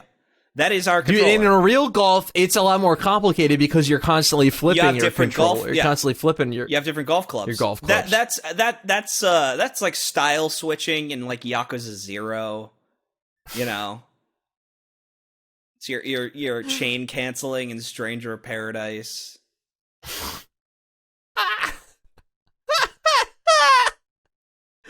Dude, you would love fucking real golf, dude. Learning the swing is kind of hard, but I'll say this, man. If you keep playing mini golf, if you're good at putting, that's 50% of golf. That's the thing. So after I lost, by the way. I got third place out of my party of 3. I didn't do terrible. Oh, wow. Oh, so you were the fucking worst. Yeah, no. Well, so the problem is they had a 6-putt minimum or maximum. If you get 6 putts, you give up, right? Oh, okay. And there were 2 courses in particular where I got 6s back to back, and I did really well in the back 9. I did very well in the back 9. I was par or below par for everything in the back 9, but those 2 6s really screwed me up. And so plus the front 9, I just a lot of like par above par golf. Oh, okay. Yeah. You were getting the hang of the club, getting the hang. I was getting, because I haven't gone mini golfing in like 10 years. But like, I kind of want to go back, and I want to like master that's me doing chaos mode, man. I want to go back and like I'm gonna treat. You want to go back to the course and get a better score? Yeah, dude. It's you. I'm gonna put my fucking quarter in the machine and play it again. Do my 1 credit clear of mini golf. Oh man, that's awesome. Yeah, dude, fucking golf is so sick, dude. Watching golf, pretty fucking boring, not gonna lie. Well, it's a lot of sports. I think most people would agree with that. A lot of sports to me are really boring to watch. Like, I love playing football. I could not give a... The problem with football is there's so much downtime. It's like, it's fucking 80% people standing there like... jogging between each other with their fucking helmets so you can't fucking see anyone. I always found that shit so funny in like school and stuff when it'd be like, all right, we're in gym class. The whole point is because in Illinois we're required to do gym all 4 years of high school because we're stupid and fat, I guess. So we need to use. Hey, Chris Farley came out of Chicago. That's all you need to know. Yeah. I actually don't know. I guess Chris that's Farley why we needed the fucking 5 days the week gym class for 4 years. But I would always laugh my ass off when it'd be like, yeah, so you know, you could either like walk the track or you could like play football or something. And I'm like, I'm gonna get more exercise if I just walk. Like, yeah, because football is it's like that's why football is so intense on people's bodies. It's extreme bursts of movement followed by you just standing getting there, physically slammed, getting to the ground to shit. Like I love the phrase crushing tackle or brutal tackle because it's just like it's such a like when you think of like a crushing tackle, you just picture someone just fucking like rocketing themselves onto someone and fucking it's like when you defeat Tiamat in Strangers of Paradise and fucking Jack fucking jumps up and slams her stupid dragon head into the fucking floor. It's the sound, if you want to talk about good ASMR sounds, the sounds of football, like football equipment clashing into each other, very satisfying noise. Oh yeah. I like a good contact sport. I love a good contact sport. How do you feel about hockey, where they like actually will fucking throw down and fight? That shit's awesome. Hockey's... So here's the thing. Cage fighting is banned in Canada. Hockey is not. And I find that baffling. Because they're the same fucking sport. The difference is one has the illusion of not being about beating somebody up in a cage. Yeah, yeah. But they're the same fucking sport. Oh man, that's funny. Damn, Canada's losing out on a lot of money. No cage sport, no cage fighting. I was actually, it's funny. I was at breakfast with another family. Just a nice like gathering meeting of friends, and I was trafficked to this breakfast. But it's a good breakfast place, so I was happy to go. But someone asks, little kid, 9, 10, asks me like, oh, well, what do you do? I'm like, oh, I'm an editor. I edit YouTube videos. And he's like, who do you edit for? And I told him up front, I'm like, no one you'd know. Like, you're 10 years old. You're probably not watching fucking video essays, news content, shit like that. And he goes, do you edit for Jake Paul? And I was like, I fucking wish. I actually fucking wish I edited for Jake Paul. Yeah, dude. Like, so it turns out this kid's a Jake Paul fan, and he watches his fucking boxing matches, and it's just like that's like all I can think about. Dude, do you think this kid knows Team 10? Do you think this kid knows it's every day, bro? I think he just knows modern Jake Paul, like classic. Classic Jake Paul is like that's our generation when he was a fucking. That's clown. how you know. That's how you know you're old, bro. Yeah, that's how you know you're old. You remember classic Team 10 like clowning on Jake Paul? Like no one fucking fucks with Jake Paul anymore because he will beat the shit out of you. Like, he's not allowed at Creator Clash because he'll win. Oh, and also because iDubbbz is a selective piece of garbage. A pussy. Yeah, but still, it's like, man, I would love to go to Creator Clash and beat up Arin Hanson. You want to trade? You want to trade? I can train I gotta you. get popular. Well, Sam, I used to box, it's just about getting back in it. But yeah, I could be like your Doc Lewis. Yeah. You're fat enough for it. Get on the bike. Yeah, I'm fat enough for it. I got red on already. I can. Well, you like chocolate, right? Yeah, Yeah. I'll get on the bike and you can get the pink hoodie and we can train and you can fight Arin Hanson. Yeah, fight Arin Hanson instead of Aaron Ryan. That's Aaron Ryan and Arin Hanson are the exact same person because they're both lunatics who will say who will do whatever the fuck they can to win.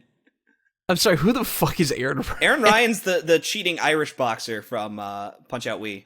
He in the SNES version, he has no personality, and so Canada, brilliant minds that they are, decided to give him a personality where he's a lunatic, which is not a nationalistic stereotype. It's just fun.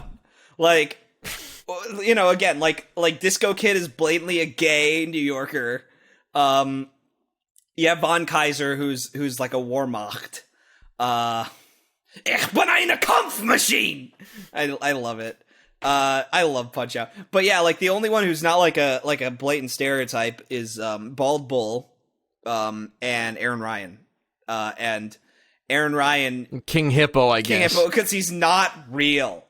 I guess he's a blatant stereotype of Chicagoan people. But yes, of course. But yeah, like Arin Ryan's just a fucking cheater. Like I'm just picturing Arin Ryan and Arin Hanson fighting each other, and Arin Hanson just going like, this is fucking bullshit, man.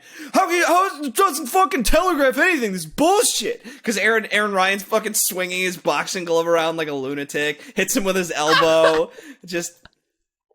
Then he goes home and makes a sequelitis video called Sequelitis Arin Ryan and just complains about his boxing match with Arin Ryan. I shouldn't dunk on Arin Hanson so much. He seems like a perfectly decent guy. But no, Arin Hanson is a good dude. No, we make fun of him for the Ocarina of Time sequelitis video. And that's the only like bad video he's ever made. Like it's just so cosmically stupid. And the other problem is Game Grumps. Game Grumps he's just colossally bad at every game he plays. That's the problem, like, is that he's a game critic who sucks at video games, but he's a good guy, charitable, seems to support human rights. Like I got nothing wrong. Like I'll say this, Girl Chin in Paradise episode 1 is hilarious. Like a top 15 Kotomaru, sorry for being late, guys. You're always late, Kotomaru, and for good reason. What's this? Kotomaru's unleashing his secret power? Last time he did that, he destroyed a whole kitchen. Kotomaru, how could you? I'm supposed to be the strongest. Looks like you haven't been training. Are you done?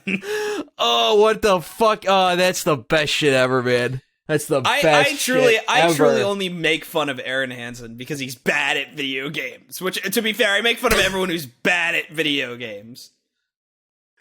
Oh man, you guys should have. I wish y'all could have been there for the Super Sam Metroid, Kingma yeah. Super Metroid 100% complete. What's funny too is that like I asked Tom at one point, Tom Turnstile. I said I gotta walk you through Super Metroid 100% to see if I'm the problem or if you're the problem, because I could just be a bad coach, but you might just be stupid. And I don't know which is which. I think it's, to be honest, I think it's a combination of both. I think it is both. And I would, because I would say, to be fair, because I think it took like 4 hours or 4.5 hours. Okay. I'd say 45 minutes of that was spent on trying to learn goofy and advanced tricks. I would say that's true, right? That's true. You're laughing because it's fucking true. I don't remember trying to teach you strats, but that is absolutely something I would do. So we definitely spent at least 15 minutes on mock ball. I remember this vividly. I probably had you do mock ball. Yeah, I think I ended up doing it for you by the end. Oh man. By the way, can I rant about some specific fucking? I got a Myles the level rant here about some fucking, because what part of what's so fun about you on the show, Myles, is that you get into the nitty gritty. You rant about fucking very specific shit. And I got one. Cause this past week, I've been kind of in gaming limbo. I'm waiting for fucking Zelda to come out. When this episode comes out, everyone will be playing it. Maybe listening to the show. And it'll be funny because I don't know if I'm gonna have anything to say about the game other than it's good. Because I don't want to spoil anything for anyone, so I'll see if how much I'm able to talk about it. But Yeah, no, I'm excited. I'm actually, it sucks. I'm like working, I'm off tomorrow and I'm off Thursday, but Friday I'm working all day. I'm like, God damn it, I wish you could get this game a couple days Yeah, early. I mean, you could if you want to hack your Switch, you could. Yeah, I could do that, but that's too much work. Yeah, probably for a game this guy. I mean, I'm free to play it on Friday, but sorry, we're not talking about Tears of the Kingdom. No, we're not talking about Tears of the Kingdom, but so because of that, I've just kind of been like fucking around, and so I've been playing some like trying to play some shorter stuff or reading manga or just trying to watch some bullshit. And I ended up replaying Mega Man X1, which I hadn't replayed in a while, and I had a great fucking time, awesome game. And then I go to play fucking Mega Man X2, and there's an item. So of course, Miles, you've played the X games, you know. I played enough of them. Yeah, so you know that in the stages, there's each stage has a heart capsule, which increases Mega Man's total HP. Half the stages have E-tanks, and half the stages have armor upgrades. And Wheelgator stage is home to the Buster upgrade. How the game intends you to get the Buster upgrade is by having the boots upgraded, because if you have the boots upgraded, then you can air dash, where you can just do a regular jump and then dash horizontally in the air. There's this jump that you played X1. Here's the thing, and I know Flame exactly Man what you're about to talk about. That Wheelgator jump. The Wheelgator jump is to do it without the boots is so here, because here's what fucking happens. If you take the L, if you just say, no, I'm gonna fucking wait, I'm not gonna get the Buster, you can't get a bunch of the you just automatically have to skip over a bunch of the other upgrades. And if you play through weapon order and you start with Wire Sponge, who's the easiest Robot Master to do Buster only, and you can get his heart capsule and his sub tank without having to have any special equipment, you can just get it normally. You want to do him first, and then Wheelgator is a clear second. And you want to get the fucking boosted fucking Buster, because not only is the boosted Buster better, it'll also allow you to fucking get all the other items. But in the problem with Overdrive Ostrich, if you just say, well, what if I just go to Overdrive Ostrich first to get the fucking air boosters? You can't, because you need Wheelgator's weapon. So you either fucking try for 20 plus minutes to do the frame perfect or goddamn near frame perfect wall jump, wall kick, perfect positioning on the wall, and then frame perfect jump up the fucking wall. And maybe you can use Wire Sponge's weapon to like help you cling to the wall to make it like a little less perfect, a little more room for error. But it is so hard. But if you miss it, it fucks up your whole item getting game. Then you have to do a shit ton of backtracking if you skip it. Because then you could do the shit where you could do Wheelgator and just not skip it, and then go to Overdrive Ostrich and get the item in Overdrive Ostrich and fail to beat Overdrive Ostrich. Because Overdrive Ostrich, you can Buster, but he's not like trivial. It's not trivial to Buster only Overdrive Ostrich. It's way easier with Crystal Slicer, or whatever it's called, from Crystal Snail. But it frustrated the shit out of me. I ended up just stopping, because I tried to do it for like 25 minutes. I'm like, I'm done. I'll play X2 some other time. I always love when there's like right one... And this is like if you replay games or if you speedrun, which neither of us really speedrun like professionally, but I think we both enjoy going fast. Yeah. Speaking of going fast, did you know that Sonic Unleashed was number 86 on Famitsu's Reader's top 100 games of all time? How based? No, I did not know that. Very interesting. Is that? That is very based. It's very cool. There's a lot to... Sonic Unleashed is a perfect example of when you have enough time away from a game, the factors of it that are like kind of mid or shitty just completely fall to the wayside, and we can really just appreciate it for all the good elements of it. It's like the opposite of like what happens to a lot of games. It's where all the good shit is just like whatever. Like I feel about like BioShock Infinite has this kind of situation where I feel like the people who really defended that, there's not too many defenders for that game anymore. Well, it's the people who defend it haven't played it in the last 10 years because they're scared. Like they know it ain't gonna work. That Rasputin video about like replaying video games where we won that day.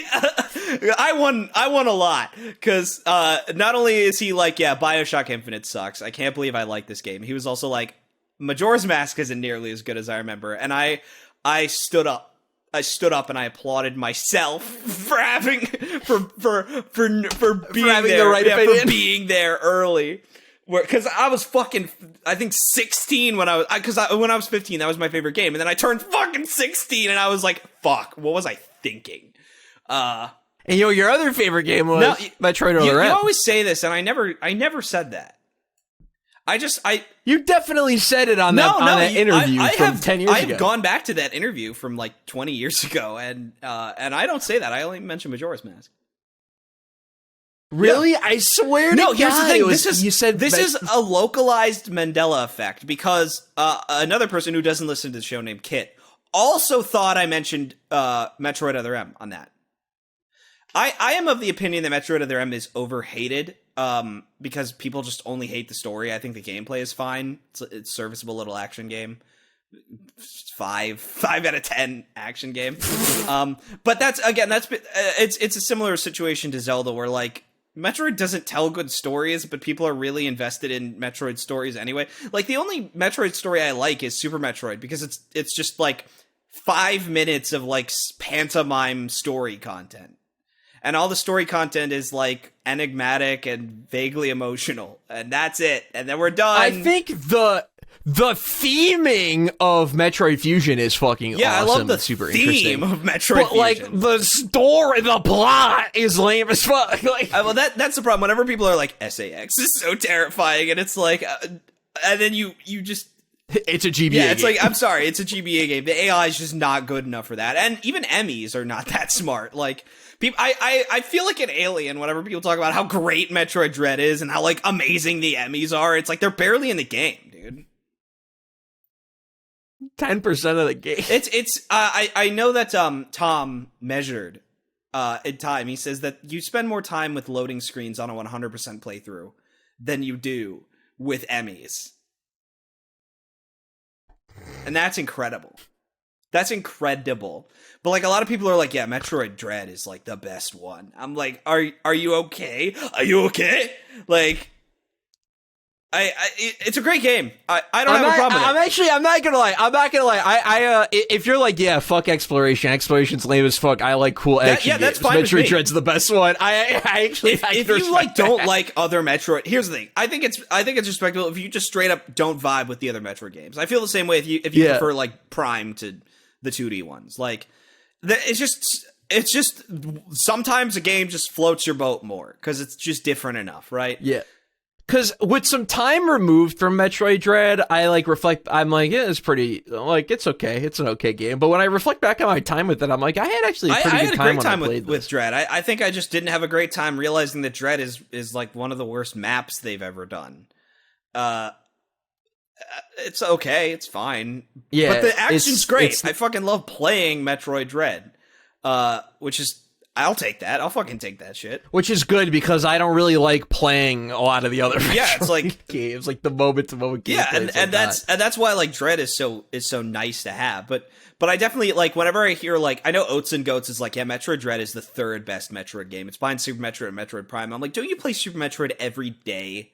Isn't your entire job on Twitch to literally play it faster than anyone else in the world? Like, I can't be the only one who is like, that's hard to believe. That like the man who plays Super Metroid all the time doesn't notice. And here's the thing, he might be judging Dread as an action game. He might say like, yeah, you know, it's not like, I like the speedrun tech of it. I like the acrobatics. I like the action. Like that's very different. That's a very different I mean, hold on, Myles. I actually gotta be honest with you, dude. I don't think I don't really think it's a crazy statement at all to be like, yeah, Metroid Dread's the third best Metroid game. First of all, there's not that many of them. Yeah, I think it's so like I like Metroid 1, but not many people are going to stick up for that one.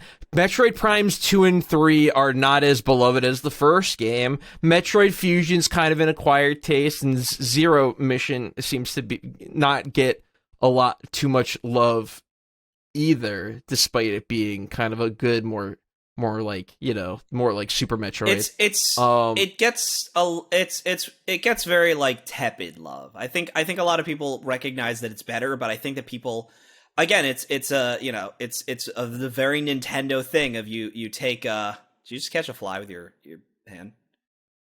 Yeah. It's that very Nintendo thing of people like the thing that's mildly different from the trendsetter.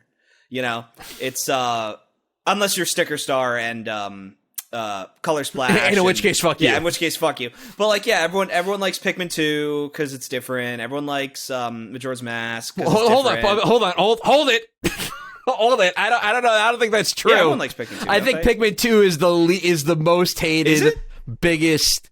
Oh yeah, dude. Oh, wow. I feel like, at least in my experience in being a Pikmin fan and and just seeing people talk about Pikmin online, because I agree with them. I don't like Pikmin 2 very much.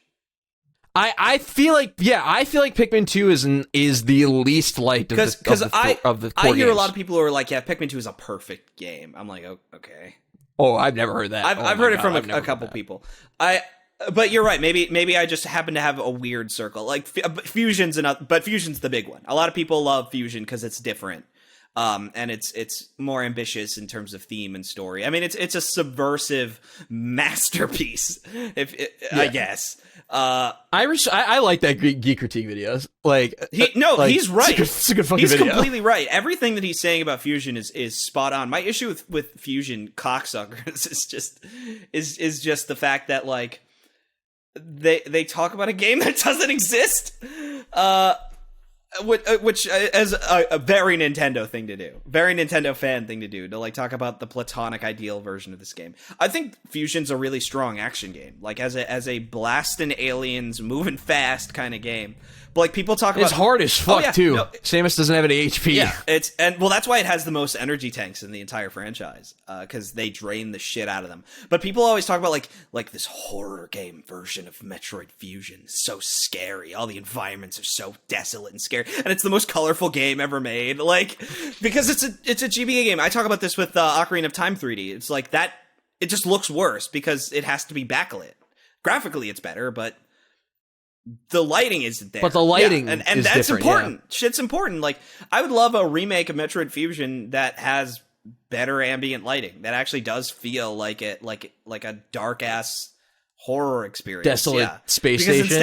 Instead, you go to like the most colorful environments you've ever seen in your entire life, and people are like, so scary, you're alone on a spaceship. Scary. Yeah. Super dark, yeah. You know? It's again, the very Nintendo thing of talking about a game that doesn't exist. The idea of the game, the comment that always pisses me off, whenever people like talk about like an obvious joke. Like, Majora's Mask has jokes. Like, it's a funny game, and people will talk about like things that are jokes, and they'll be like, this is so deep.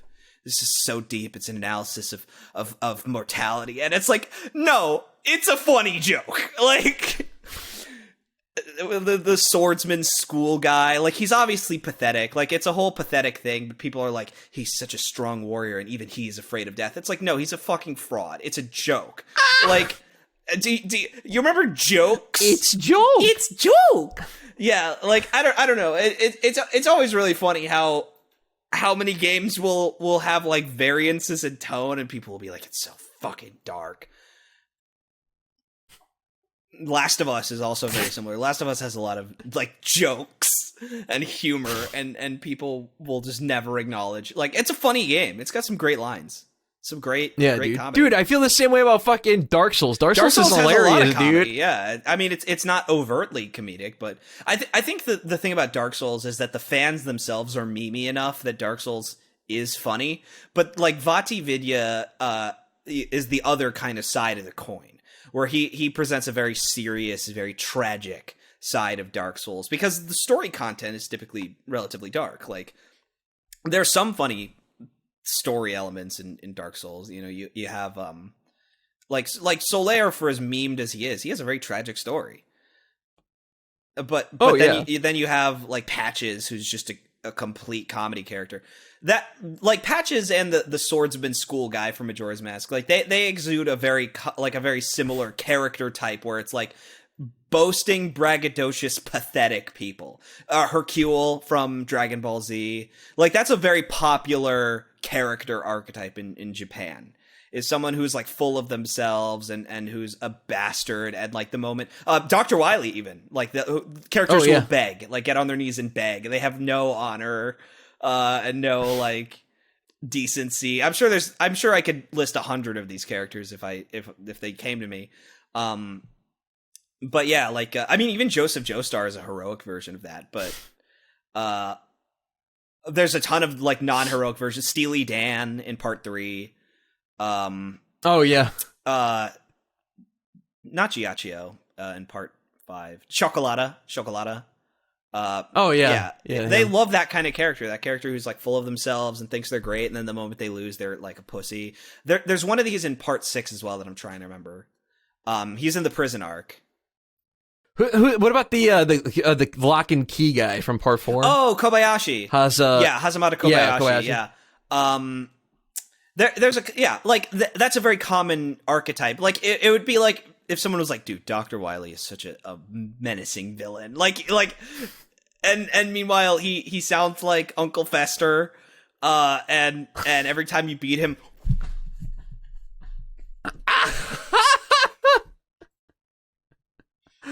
oh man, dude, yeah. Great, the great ending to Mega Man 9 when he has the rush slide projector. Show him projection of all of them. Yeah. That shit's so good. What's dude. great, man? Mega Man 9 is what a banger game. Dude. I think what we've talked about classic. Mega Man 9 versus Mega Man 10. I think we're both solidly Mega Man 10 people. Like between the two, I fucking flop back and forth all the time. Actually, it's hard because here's the thing: Mega Man 9. Test your fucking metal, dude. It tests it's really, harder than every NES Mega Man game and SNES. It puts PS1. your balls to the stove like no other classic Mega Man game does. And the Wily Castle's real shit. It's a no holds barred game, but the weapons are banger. All 8 Robot Masters kick so much fucking ass in Mega Man 9. I love all those guys. I love the super dark story about the robots and their expiration dates, and the super deep narrative of Mega Man. And what if Mega Man 2 has an expiration date? You know, even though it doesn't matter. Yeah, they never bring that up, by the way. Like that Mega Man is gonna get fucking scrapped one day, probably because X already covered the idea. Yeah, well, we don't really know exactly what happens to classic Mega Man. I'm assuming he dies. Yes, but like we don't know like how he gets dispatched. There's a popular fan theory that Zero kills him in combat. I like that one. There's a fan game that like Rockman Unlimited. Rockman. I gotta play that. It looks Rockman awesome. Unlimited. If you want to talk about putting your balls to the stones, Rockman Unlimited is really hard. I've never finished it. I've seen a Let's Play end to end, but I've never finished it. It's fucking tough. There's a secret 9th Robot Master, which is awesome. Oh, that's cool. That's cool as fuck. Yoku Man. But with Mega Man 10 has like equally banger Robot Masters and Robot Master designs. Great fucking stages. Both fucking games have great music. I think Mega Man 10's a bit is like much easier than 9. It's much more smooth sailing, at least for me. But I'm also way more familiar with 10 than I am 9. But I love bass, dude. I love bass. That's what helps 10. about so it much is fun. that it has 3 characters. And I think it also helps that like all the weapons. I think all the weapons are like more multi-purpose than even the ones in 9. And 9's weapons are really multi-purpose. Like there's at least 2 uses of almost every weapon that isn't like light trident.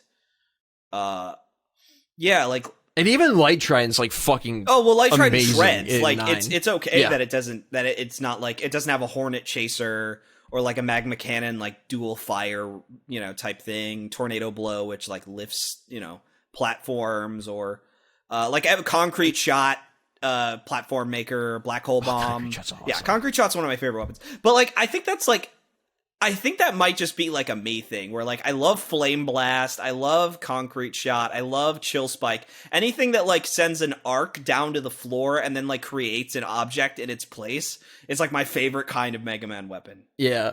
Chill Spike's really fun, especially in Nitro Man stage. Yes. Really fun to stop the trains with the spikes. Yeah, that's fun. Also, Nitro Man's wheel is like super fun to like zip up the walls and stuff. Yeah, like everything in 10 has. I mean, I think besides. Well, here's the thing. So Dual Blade has 2 rates of fire, so I would count that. Everything has like multi-use. It's interesting. It's fucking kick-ass game. I actually replayed 10, maybe like a month or so ago when I was just like looking to kill like 80 minutes and God, oh man, that's a nostalgic fucking game for me, dude. That's a fucking my hot take. That's my first Mega Man game. Oh yeah, I didn't know that. And your first weapon was Thunderwall. Thunderwall, yeah, one of the best. top 10 of all time weapons. I love Definitely. Counting the worst weapons in Mega Man. Somehow it's more interesting than the best because like the best is obvious in every game. Mega Man 1, it splits between Fire Blast and Elect Beam's the best. Oh, Elect Beam's the best That's weapon. the thing. Like, there are Fire Blast people versus Elect Beam people. I'm solidly Elect Beam. I think Elect Beam is no contest. Elect Beam shoots up. It shoots up, it shoots down, and it breaks blocks. It's no contest. Metal Blade, no contest. 3 is a little bit more difficult, but I'm going to give it to Shadow Blade. I feel like Shadow Blade. Yeah, I guess I would give it to Shadow Blade too. You say Ring in 4. I say Pharaoh Shot. I would probably change it to Pharaoh Shot. Yeah, Pharaoh Shot just has too many uses. There's not a single good weapon in 5. No, 5's fucking horrible. Yeah, but I guess if we're being objective, it's Gyro. Gyrocopter. No, yeah, Gyro's alright. Gyro's the only okay weapon. Yeah, Crystal Eye does a lot of damage, but it's so like lame. Crystal Eye's lame. 6, I think 6 is also 5 blows. I'm sorry, 5 fucking blows. I have a weird affinity for 5 because of how like lame it is. There's something so lame. It's got some. It's the gimmicks are like just gimmicks to be gimmicks. Yeah, it's not like there's no purpose. It feels like a third installment of a PS1 trilogy.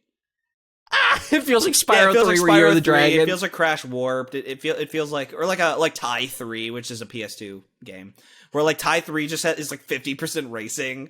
Like that is Mega Man 5. Mega Man 6's weapons are harder. Once you get to like Mega Man 6, I can never decide on a fucking good weapon in 6, but you know, 7, 8, 9. Yeah, Flame Man's weapon. Flame Blast. I like Flame that Blast. arcs. That's cool. Yeah. 7 is Junk Shield, like easy every day.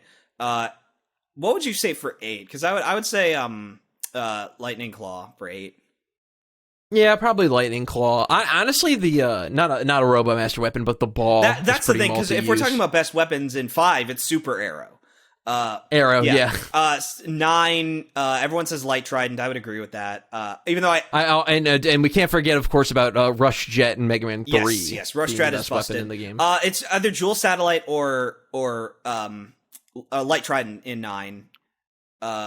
Oh, dude, it's actually so hard to pick in 9. It's actually so, because I honestly think you could kind of make a fair case for, I'd say, at least you could, 5 of the weapons. I would say almost all of them. Like some are just limited by their gimmicks. Like Tornado Blow is just limited by only having 4 charges.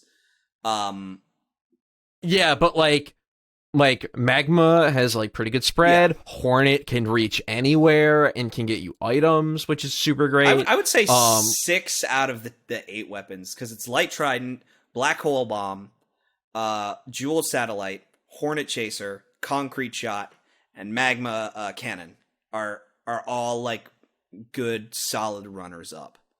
Yeah, Plug goes along the ground, so it has its use cases, just not as good as it's surrounded by, when you're surrounded by titans.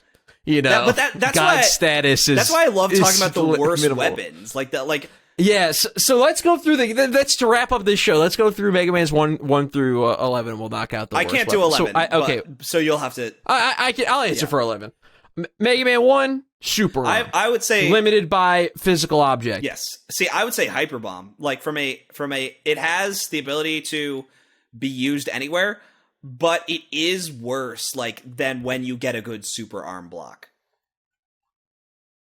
I am going to say that using the hyper bomb on Gutsman is I would prefer to do that over using the super arm on Cutman and the bubble enemy in stage Fair 3 enough, fair of enough. I have Wily no problem Castle. with the super arm personally, so that might just be a preference thing.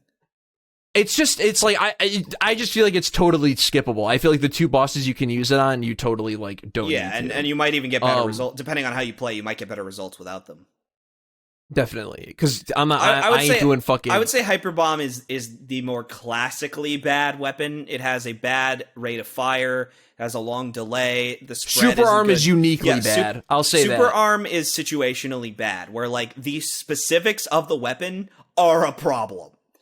Are bad, yeah. Whereas Hyper Bomb just has poor, like, I wouldn't say stats, but you know everything that matters, like timing, arc, just takes fucking forever for it to do damage. Yeah, like, it's so it's not really useful in the stages where you're constantly scrolling from left to Exactly. right or up and down. Mega Man 2's worst weapon. Honestly, I mean, dude, I think, man. I mean, I really don't like Leaf Shield, dude. I never fucking use Leaf Shield. My argument is Heat Shot, because Heat Shot deals the same amount of damage with a single pellet as the Mega Buster. A partial charge is like okay, but it takes like 6 fucking energy, and a full charge takes half the fucking thing. Takes half the. But Heat Charge does take out the first phase of Wily in one hit. Yes, which is cool, but which is useful. Yeah, but again, that's a super arm case of like that's your edge case for the weapon. If we're talking a conventionally poorly like conceived weapon, like or like one that's inherently limited, it's Bubble Lead, but Bubble Lead has a couple of like applications and uses that are nice. No, I think I'd rather I whip out Bubble Lead on occasion in the stages. Well, it's good for the spring enemies. It's really good for like finding traps. Anything that crawls along the ground, Bubble Lead is great for. Like, that's another Hyper Bomb instance of like the actual like way it's designed. You could argue is just not. as good. Because there's weapons like Quick Boomerang that I'm also not crazy about. I whip them out during, of course, the Dragon and the Gutsman robot, the Guts Dozer. But other than that, like I never. The reason I don't like Mega Man 2 as much as the rest of the planet, even though I like Mega Man 2 a lot, I think it's awesome. Is just like it's just the balancing sucks. Like the weapon balancing is just awful. Like. Just metal blades. That's it. You won. I mean, it's not because usually I disagree. It's not like totally true. I feel like especially Airman's weapon is super Air fucking shooter's useful. Great, and I will give some special commendation to Flash Stopper. I think has some really great uses in specific parts of the stage. Like there's always a good and also in Crash Bomb can be pretty useful too. Yeah, but both for stage hazard stuff and for enemies. But you're just never going to you're just never going to make that choice if you can. Just use metal blades, if that makes sense. Yeah, that's definitely. It's not an expressive Mega Man game, is I think the best way to put it. No, although I gotta be honest, I feel like a good majority of the Mega Man games are not super expressive. As the weapons go. That's why like I think that 9 and 10 are so awesome because they are. Very honestly, that's one of the positives I always give to Mega Man 1 is I think Mega Man 1's weapons are pretty. Yeah. I'm always flipping between the 4 good ones. Yes, but that's all you need. All you need is 4 good ones. When there's only 6 Robot Masters, 2 sucking is fine compared to 4 sucking out of 8. Like there is a big difference there. It feels worse. Now, 3's worst weapon is Mega all of them. We're moving on. Yeah, 3's weapon pool is... It's on par with 5. Dog, it's so lame. It's lame, on par bro. with 5, in my opinion. It's better than 5's because Mega Man 5's weapons are actually legitimately worthless pieces of garbage. At least Mega Man 3's are boring. Like, the worst part about this is 5 of them shoot fucking straight. But if we have to pick a worst one, I gotta be honest here. I'm not gonna say Topspin. I'm actually not gonna say Gemini despite Topspin being literally broken? Yeah, it's Gemini laser. Fucking hate Gemini laser. The issue with topspin, is it's broken, but if you use it on any enemy that dies in one hit, it works exactly as advertised. It's similar to charge kick. Like, you just can't use it on every enemy and get away with it. My personal choice for worst weapon in 3, and maybe this is controversial, I don't know, is needle cannon. Because it's just the Mega Buster, but it consumes energy. Yeah, but at least can't you shoot 4 needles? Maybe. Probably. I mean, it's not really that much of a difference or whatever, but I don't know. I'd choose my boy Needleman over, like, Sparkman. Oh, no, Sparkman's the worst weapon because it does no damage. It can't hurt anything. It's a stun, and it's only a stun. So, yeah, no, I can't believe it. That's how bad it is. I forgot it existed. Fuck Sparkman. Mega Man 4's worst weapon, probably Skull Barrier. Yeah, Skull Barrier's weak as fuck, dude. It's horrible against fucking Wave Man. Yeah. It's garbage. Oh, you mean not Wave Man, Dive Man. Dive Man? Dive Man's the one in 4. I thought Dive Man was 5. No, Wave Man's 5. Oh. You don't even have to Google it. I'm right. You know I'm right. I have to. These two. I always get these two mixed up. They're so different, though. Not, like, Wave Man's the one that looks like Empoleon. Yeah, he's Poseidon themed. Anyways, Mega Man 5's worst weapons are all of them. Moving on.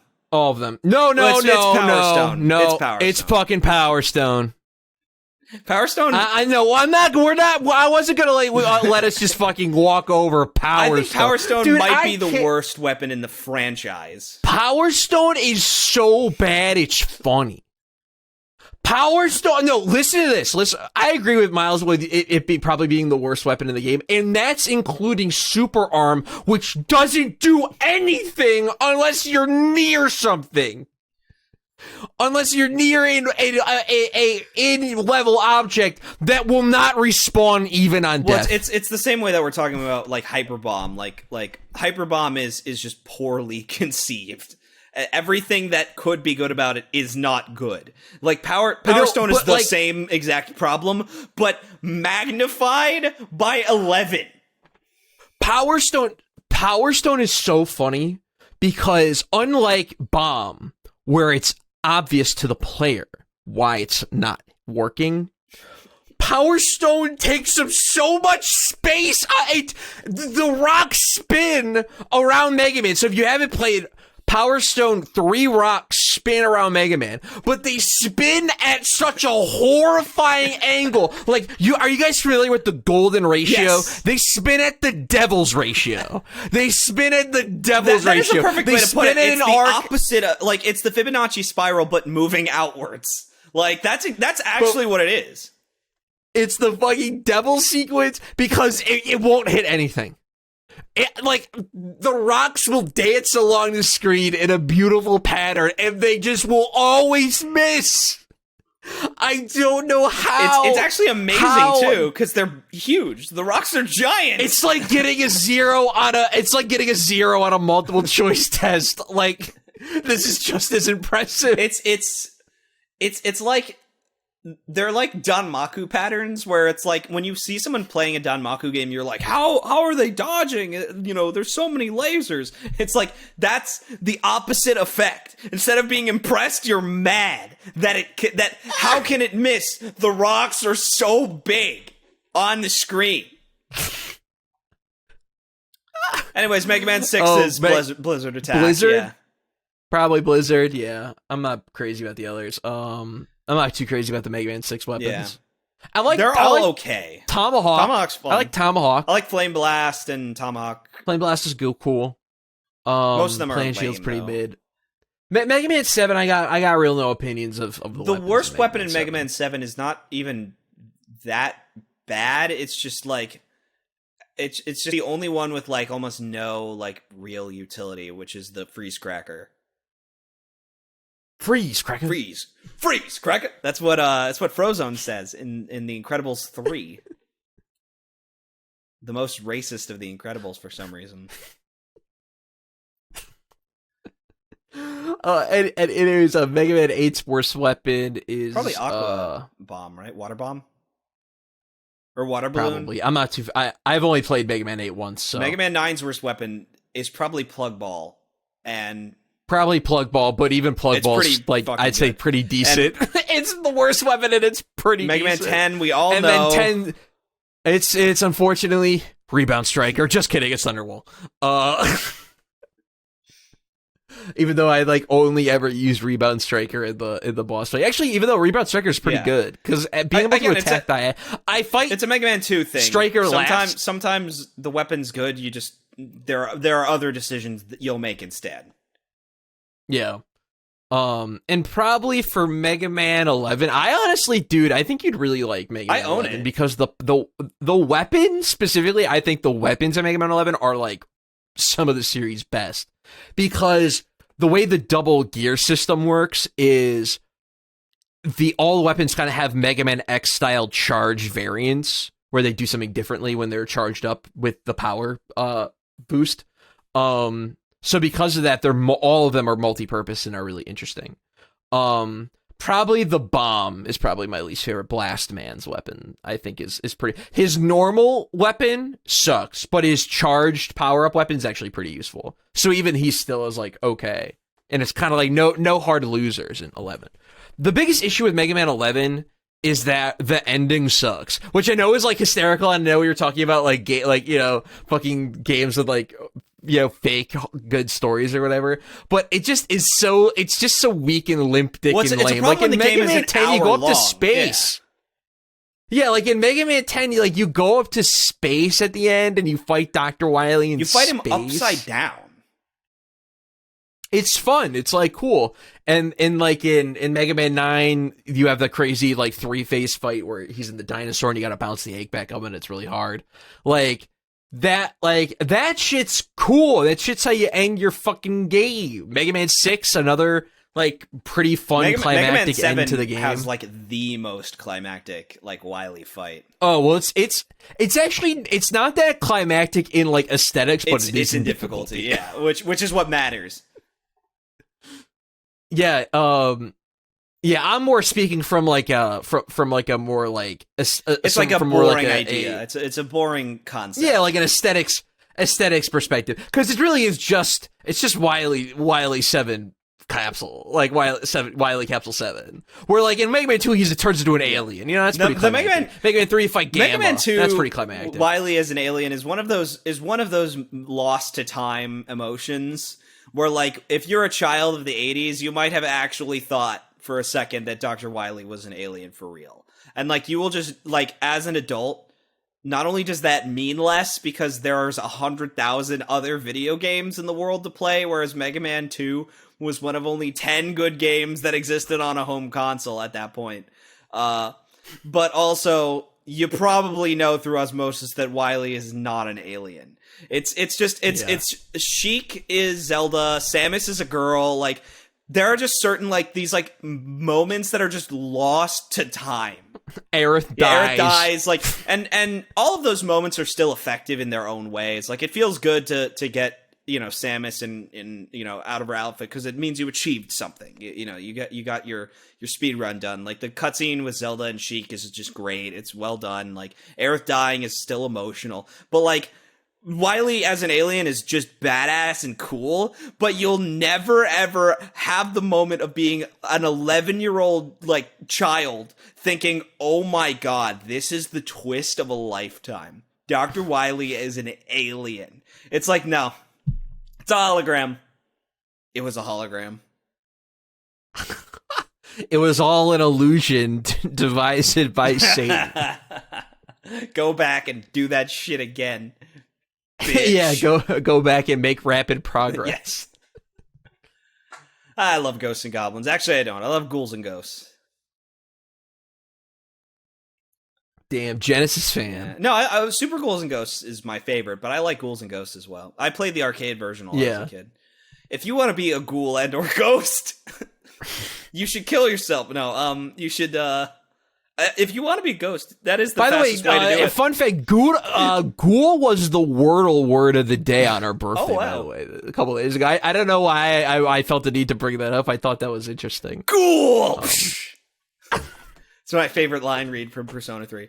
Yeah, no, That's my favorite moment in Tokyo Ghoul. When he says, when Kaneki said, I am a ghoul, and shot himself. But yeah, if you want to be a ghost, killing yourself is the fastest way to do that. But if you do, you'll miss out on our Discord. Our podcast comes out every Friday at 1 p.m. Central Standard Time. If you want to be a true crackhead, make sure to subscribe to the YouTube channel, like the video, subscribe to us on Spotify if you subscribe to podcasts there. I don't know if you follow them, or I don't know what the proper terminology there is. I mean, we've uploaded over 100 episodes. You think I'd know. But yeah, I mean that's it from me. Myles, anything before we go? Power Stone's actually good, actually. Yeah, I like Power. Oh, I mean, I like the Dreamcast game. Yeah, that's Power the good Stone. one. Yeah, not. You can choose two paths in life: Power Stone in Mega Man 5 or Power Bright Stone Castle or Dark on Dreamcast. Castle.